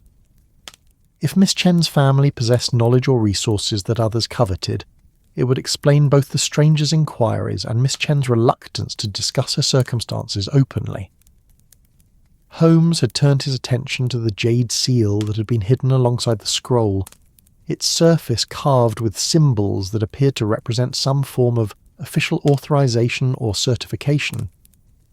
This seal bears the marks of what I believe to be imperial authority. He observed his voice carrying the excitement of someone who had recognized the true significance of their discovery. The seal represented more than mere documentation. It was a symbol of legitimacy and authority that would have carried considerable weight within Chinese communities throughout the empire. For Miss Chen's family to possess such an object suggested that their medical practice was not merely a commercial enterprise, but represented the continuation of traditions that extended back through generations of accumulated knowledge and official recognition. Lestrade had been making notes throughout Holmes's examination, his methodical approach ensuring that no detail would be lost in the complexity of their discoveries. So we're dealing with a family of traditional physicians who fled China due to political difficulties and established themselves in London, where they've attracted unwanted attention from persons unknown. The question becomes, what do these mysterious strangers want, and how far are they prepared to go to get it? The inspector's summary captured the essential elements of the mystery, while highlighting the practical concerns that would need to guide their response. His years of experience had taught him to recognise when academic puzzles had the potential to develop into situations requiring official intervention. Holmes carefully returned the scroll to its chamber within the trinket, his movements as precise as those of a surgeon closing a delicate incision. The answer to your question, Lestrade, may lie in understanding the full significance of the knowledge and resources that Miss Chen's family brought with them from China. The traditional medical practices of the East often involve preparations and techniques that have no equivalent in Western medicine. The observation opened new avenues for consideration, suggesting that their afternoon's puzzle might have implications that extended far beyond the personal difficulties of a single family. If Miss Chen's father possessed knowledge that could benefit or threaten established interests in London's medical community, it would explain both the stranger's persistence and Miss Chen's fear of direct communication. Watson nodded thoughtfully, his own medical experience providing him with insights into the sort of professional jealousies and territorial disputes that could drive seemingly respectable people to extraordinary measures. The preparation in that vial, for instance, represents a level of pharmaceutical sophistication that might be of considerable interest to those seeking either to acquire such knowledge or to prevent its dissemination. The doctor's words carried the weight of professional understanding, the recognition that medical knowledge represented a form of power that could be used for both beneficial and harmful purposes. His brown eyes showed the sort of concerned thoughtfulness that characterized his approach to any situation that might threaten the welfare of vulnerable people. Mrs. Hudson had been watching the interplay between the three men with the sort of fond attention that characterized her observation of their collaborative investigations. "It strikes me," she said, her voice carrying the gentle authority that had made her such a stabilizing influence in their household, that Miss Chen's decision to entrust this precious object to our care represents both an act of faith and a cry for help that we are morally obligated to answer. Her words provided a necessary reminder of the human dimensions of their investigation, the reality that behind all their academic fascination and professional interest lay a young woman whose circumstances had driven her to take extraordinary risks in search of assistance. The trinket represented not merely a puzzle to be solved, but a trust that carried with it serious responsibilities. The evening had continued its gentle progression toward night, the gas fixtures now providing the primary illumination for their ongoing examination, while the sounds from the street below had taken on the softer quality that characterised London's nocturnal hours. Within the comfortable confines of their sitting room, four friends found themselves poised on the threshold of decisions that would shape not merely their understanding of an afternoon's mystery, but their response to a plea for help that had been communicated through one of the most elegant and sophisticated methods any of them had ever encountered. The jade trinket sat before them on the tea table, its revealed chambers glowing softly in the gaslight, while the secrets it had protected for so long lay exposed to their examination and consideration. Holmes lifted the small vial containing the luminescent substance, holding it up to the gaslight where its opalescent contents seemed to swirl and dance with their own inner rhythm. The glow was neither harsh nor aggressive, but rather possessed a quality of gentle radiance that seemed to suggest healing rather than harm. Watson Holmes said, his voice carrying the careful tone of someone making a significant observation, "Your medical expertise may prove crucial in understanding the full implications of what we've discovered. This preparation appears to be far more sophisticated than anything typically available through conventional English medical channels." The doctor accepted the vial with the sort of reverent care that characterized his approach to any potentially therapeutic substance. Under his trained examination, the contents revealed additional properties that had not been immediately apparent. Subtle variations in colour and consistency that spoke of a preparation process requiring both considerable skill and specialised knowledge. The luminescence appears to be natural rather than artificially induced, Watson observed, his brown eyes bright with professional fascination. "I've encountered similar phenomena in certain mineral preparations used by practitioners of traditional medicine, though never with quite this degree of intensity or stability." He held the vial up to the light, watching as the contents seemed to respond to movement with fluid grace that suggested a consistency somewhere between liquid and gel. The therapeutic applications could be remarkable, particularly if the luminescent properties indicate the presence of compounds that might prove effective in treating conditions that have proven resistant to conventional remedies. Lestrade had been listening to this exchange with the sort of focused attention that indicated his mind was working through the practical implications of their discoveries. "So we're dealing with valuable medical knowledge that certain parties might be quite eager to acquire, either for legitimate research purposes or for more questionable commercial exploitation." The inspector's observation highlighted one of the central challenges facing practitioners of traditional medicine in an era of rapid technological and social change. The knowledge that Miss Chen's family had brought with them from China represented not merely cultural heritage, but potentially valuable intellectual property that could be exploited by those with the resources and inclination to do so. Mrs. Hudson had been studying the jade seal with the sort of careful attention that characterized her approach to any object of obvious significance. "This seal," she observed, her voice carrying the practical wisdom that had made her such an invaluable member of their household, "appears to be the sort of thing that would carry considerable authority within Chinese communities throughout the empire." Her words reflected a deeper understanding of the social dynamics that governed immigrant communities in Victorian London, the complex hierarchies of respect and authority that determined how traditional knowledge was transmitted and protected. For Miss Chen's family to possess such official recognition suggested that their medical practice represented far more than mere commercial enterprise. Holmes had returned his attention to the silk scroll, his knowledge of Chinese characters allowing him to extract additional details from the golden text that covered its surface. The document contains what appears to be a detailed inventory of medicinal preparations and therapeutic techniques, each one carefully documented with instructions for proper preparation and application.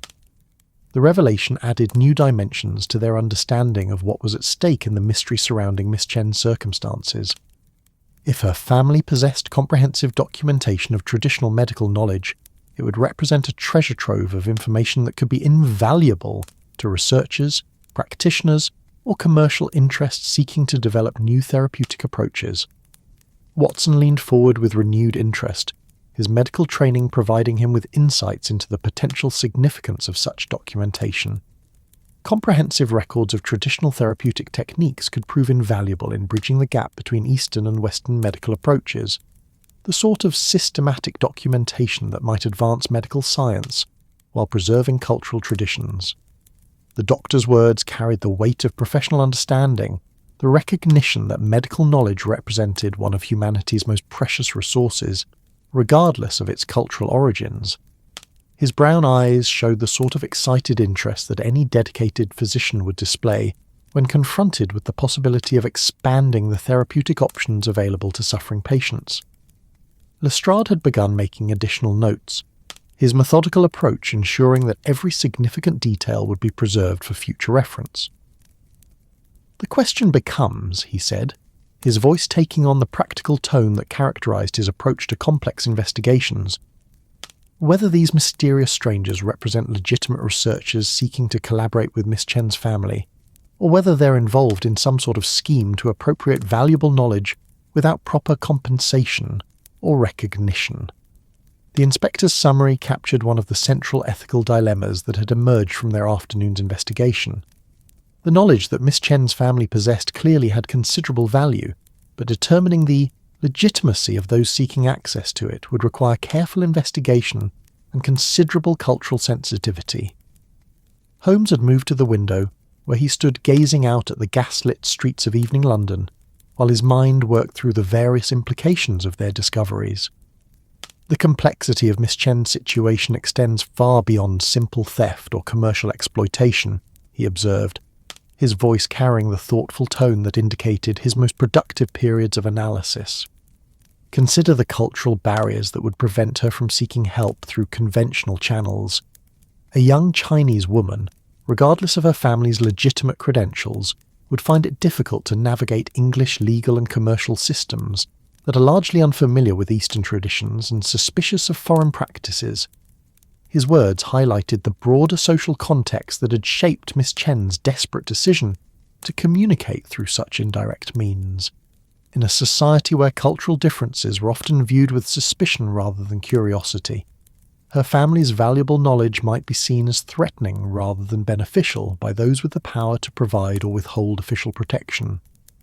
Watson nodded with the sort of understanding that came from his own experience treating patients from diverse backgrounds, his medical practice having exposed him to the challenges faced by those seeking healthcare in a system that often failed to accommodate cultural differences.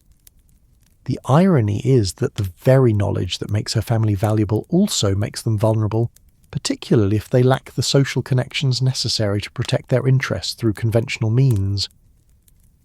Mrs. Hudson had been arranging the various objects on the tea table, her domestic instincts compelling her to create order even in the midst of complex revelations.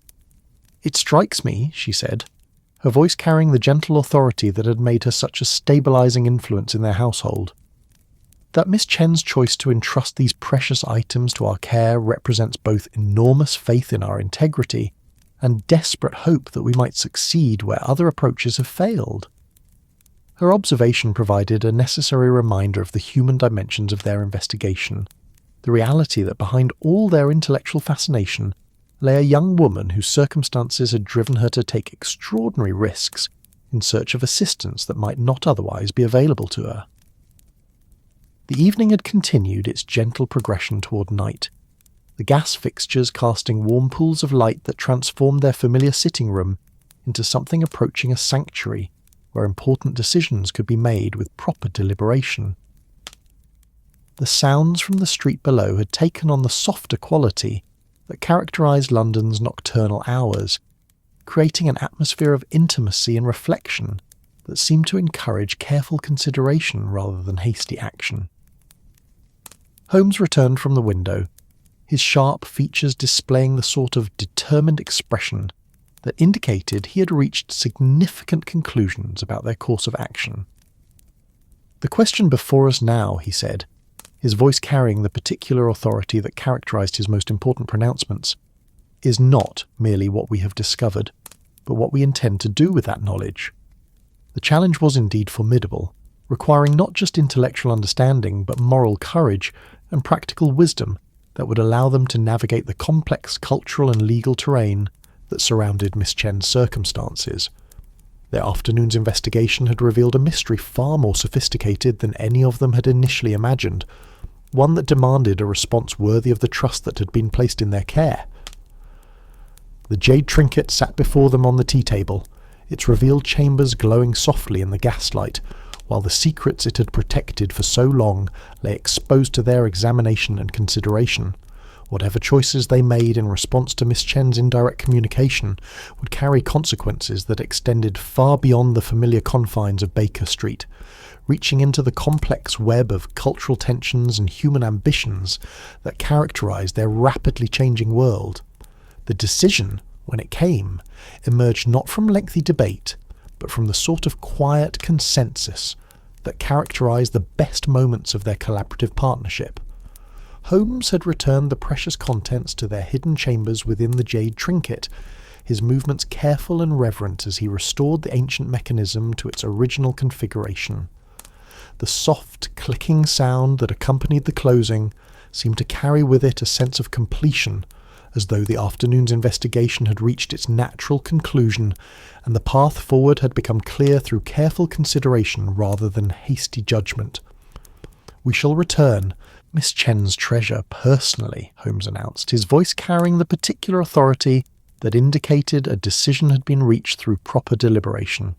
"Tomorrow morning, at a time when the good people of Limehouse are going about their daily business, our visit will attract no undue attention from those mysterious strangers who have been making such persistent inquiries." Watson nodded with the sort of immediate understanding that had made their partnership so effective over the years. "A wise approach," he agreed, reaching for his medical bag with the automatic gesture of someone whose professional responsibilities never truly ended. "I shall bring along some basic medical supplies, in case Miss Chen's family might benefit from the sort of assistance that conventional English medicine can provide." The doctor's offer reflected both his compassionate nature and his practical understanding of the challenges faced by practitioners of traditional medicine operating within the complex regulatory environment of Victorian London. His brown eyes showed the sort of professional excitement that accompanied any opportunity to expand his knowledge while providing genuine assistance to those in need. Lestrade had been making final notes in his official notebook, his methodical approach ensuring that their afternoon's discoveries would be properly documented for future reference. "I'll arrange for additional patrols in the Limehouse area," he said, his voice taking on the brisk efficiency that characterised his approach to official business. "Nothing obvious, mind you, but enough presence to discourage any interference from parties with questionable intentions." The inspector's contribution reflected his understanding of the delicate balance required when providing protection to vulnerable commuters, the need to ensure safety without creating the sort of heavy-handed official presence that might actually increase rather than diminish the dangers faced by those seeking to establish new lives in unfamiliar circumstances. Mrs. Hudson had begun the familiar ritual of clearing away the tea things, her movements creating a gentle counterpoint to the more serious discussions taking place around the table. Yet her attention remained fully engaged with their plans, her practical wisdom contributing to the collaborative effort that had characterized their entire investigation. "Perhaps," she suggested, her voice carrying the sort of domestic authority that had made her such an invaluable member of their household, "I might prepare a small basket of proper English tea, and some of those ginger biscuits that seem to provide comfort regardless of one's cultural background. Sometimes the simplest gestures of hospitality can bridge the largest gaps between different worlds." Her words reflected a deeper understanding of the human dimensions of their investigation, the recognition that behind all the cultural complexities and professional concerns lay fundamental needs for safety, recognition, and the sort of simple kindness that transcended linguistic and cultural barriers. Holmes had moved to his writing desk, where he began composing what appeared to be a formal letter, his pen moving across the paper with the sort of careful precision that indicated he was crafting something of particular importance. "I shall also prepare a letter of introduction and recommendation," he explained, his voice carrying the thoughtful tone that accompanied his most considered decisions. "Miss Chen's family possesses knowledge and credentials that deserve recognition within London's broader medical community. Perhaps it is time for certain established practitioners to expand their understanding of therapeutic approaches that have proven effective for thousands of years before English medicine even existed as a recognizable discipline." The consultant detective's words carried both professional respect and a subtle challenge to the sort of cultural prejudices that often prevented meaningful collaboration between different medical traditions. His grey eyes showed the sort of determined intelligence that had made him legendary for his ability to see beyond surface appearances to deeper truths. Watson looked up from his medical bag with a sort of interested expression that indicated Holmes's suggestion had resonated with his own professional instincts. Dr. Pemberton would be fascinated by the opportunity to learn from practitioners with such credentials, he observed. His work with patients from diverse backgrounds has already convinced him that traditional approaches often achieve results that conventional medicine struggles to explain, much less replicate. The doctor's words reflected the sort of professional humility that characterized the best medical practitioners, the recognition that healing was an art as much as a science, and that wisdom could be found in traditions that extended far beyond the formal boundaries of English medical education. Lestrade had closed his notebook and was preparing to take his leave, but his expression showed the sort of satisfied completion that indicated he felt their afternoon's work had achieved something genuinely valuable. "Right then," he said, rising from his chair with a decisive movement of someone whose mind had been made up about future actions. "I'll see to those additional patrols and make sure the local constables understand they're to treat any reports from the Chinese community with particular seriousness." The inspector's commitment reflected both his professional integrity and his personal respect for the collaborative process that had transformed what might have been a simple police matter into something approaching a diplomatic mission. His years of experience had taught him to recognize when complex situations required responses that extended beyond traditional law enforcement approaches. Mrs. Hudson had completed her clearing duties and was now lighting additional candles to supplement the gas fixtures, the warm glow creating an atmosphere of comfortable intimacy that seemed to encourage reflection rather than urgency.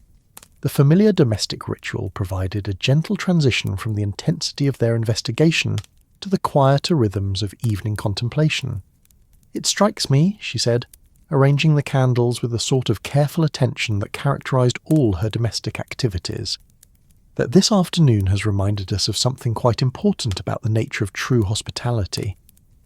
Miss Chen honoured us with her trust in a way that transcended words, and we have discovered that the most precious gifts are often those that require patience and wisdom to understand properly." Her observation provided a necessary perspective on their afternoon's experience, highlighting the deeper meanings that had emerged from what had begun as a simple discovery beneath a cake stand. The jade trinket had served as more than merely a puzzle to be solved. It had become a bridge between different worlds, a means of communication that honoured both the complexity of cultural differences and the fundamental human needs that transcended such differences. Holmes had completed his letter and was now sealing it with the red wax that he reserved for documents of particular importance. "Miss Chen demonstrated remarkable courage in trusting us with her family's most precious possessions," he observed, his voice carrying the sort of respectful admiration that characterized his recognition of genuine intelligence and resourcefulness. She understood that direct communication might be either impossible or dangerous, yet she managed to convey not merely the existence of her difficulties, but their essential nature and the resources available for addressing them. It represents a form of indirect discourse that achieves remarkable precision through the careful selection and arrangement of meaningful objects. The consulting detective's analysis reflected his broader appreciation for the various forms of intelligence that characterized human problem-solving, the recognition that brilliance could manifest itself in ways that extended far beyond conventional academic or professional achievements. His grey eyes showed the sort of genuine respect that one master strategist might display for another's elegant solution to a seemingly impossible challenge. Watson had been organising his medical supplies with the sort of systematic care that indicated he was already planning for their morning visit to Limehouse. The integration of traditional and conventional medical approaches represents exactly the sort of collaborative opportunity that could benefit everyone involved, he mused, his brown eyes bright with professional enthusiasm. Miss Chen's family brings knowledge that has been refined through generations of practical application, while English medicine offers systematic research methods and institutional resources that could help preserve and expand such knowledge for future generations. The doctor's words carried the sort of visionary thinking that characterized the best medical practitioners, the ability to see beyond immediate problems to longer-term possibilities for advancing the healing arts in ways that honoured both innovation and tradition. The evening had continued its gentle progression toward night, the gas fixtures and candles now providing the primary illumination for their comfortable sitting room, while the sounds from the street below had taken on the softer quality that characterised London's nocturnal hours. The familiar rhythm of horse hooves on cobblestones had slowed to a more leisurely pace. while the distant calls of late vendors created a sort of urban lullaby that seemed to encourage reflection rather than action. Within the warm confines of 221B Baker Street, four friends found themselves surrounded by the sort of satisfied completion that accompanied work well done and plans properly made. Their afternoon's investigation had revealed complexities that extended far beyond a simple mystery, opening windows into worlds of cultural tradition and human courage that had enriched their understanding while creating opportunities for meaningful assistance. Holmes had returned the jade trinket to its place of honour beside the sugar bowl, where it continued to catch and reflect the warm light of gas fixtures and candles in ways that seemed to suggest inner life and purpose.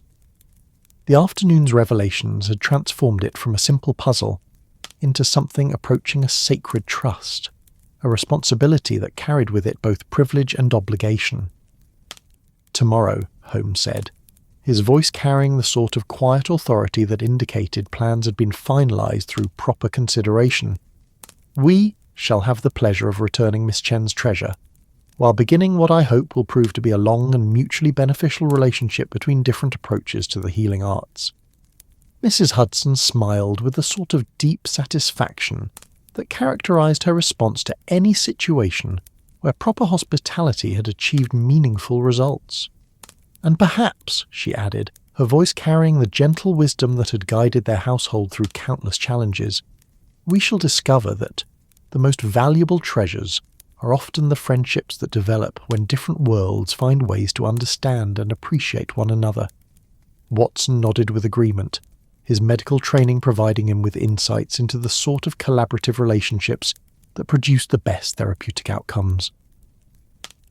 The opportunity to learn from practitioners with such extensive traditional knowledge represents exactly the sort of professional development that keeps medicine vibrant and effective. Lestrade had gathered his coat and hat, preparing to return to his official duties with the sort of purposeful energy that indicated he was eager to implement their collaborative plans.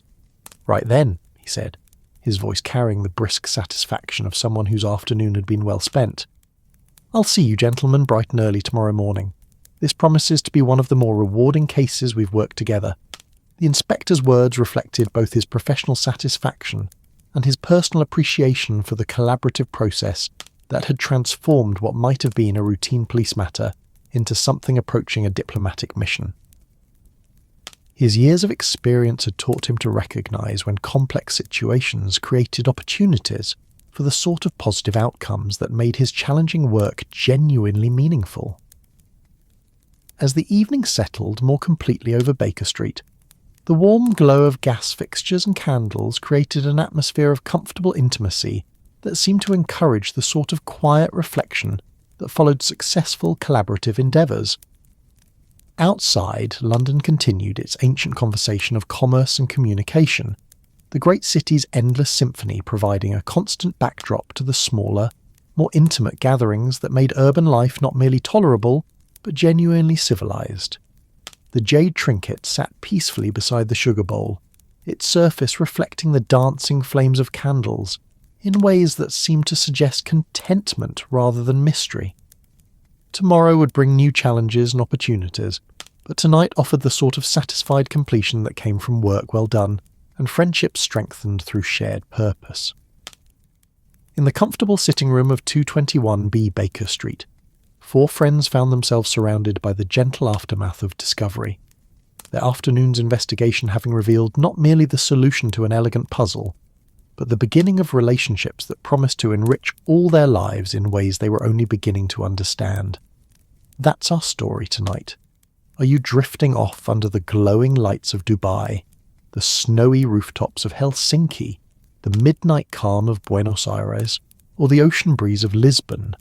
If this tale brought you peace, like the episode and subscribe for more nights like this. Let the silence cradle you. Let your dreams wander far. Sleep gently now, wherever you are in this wide and wondrous world.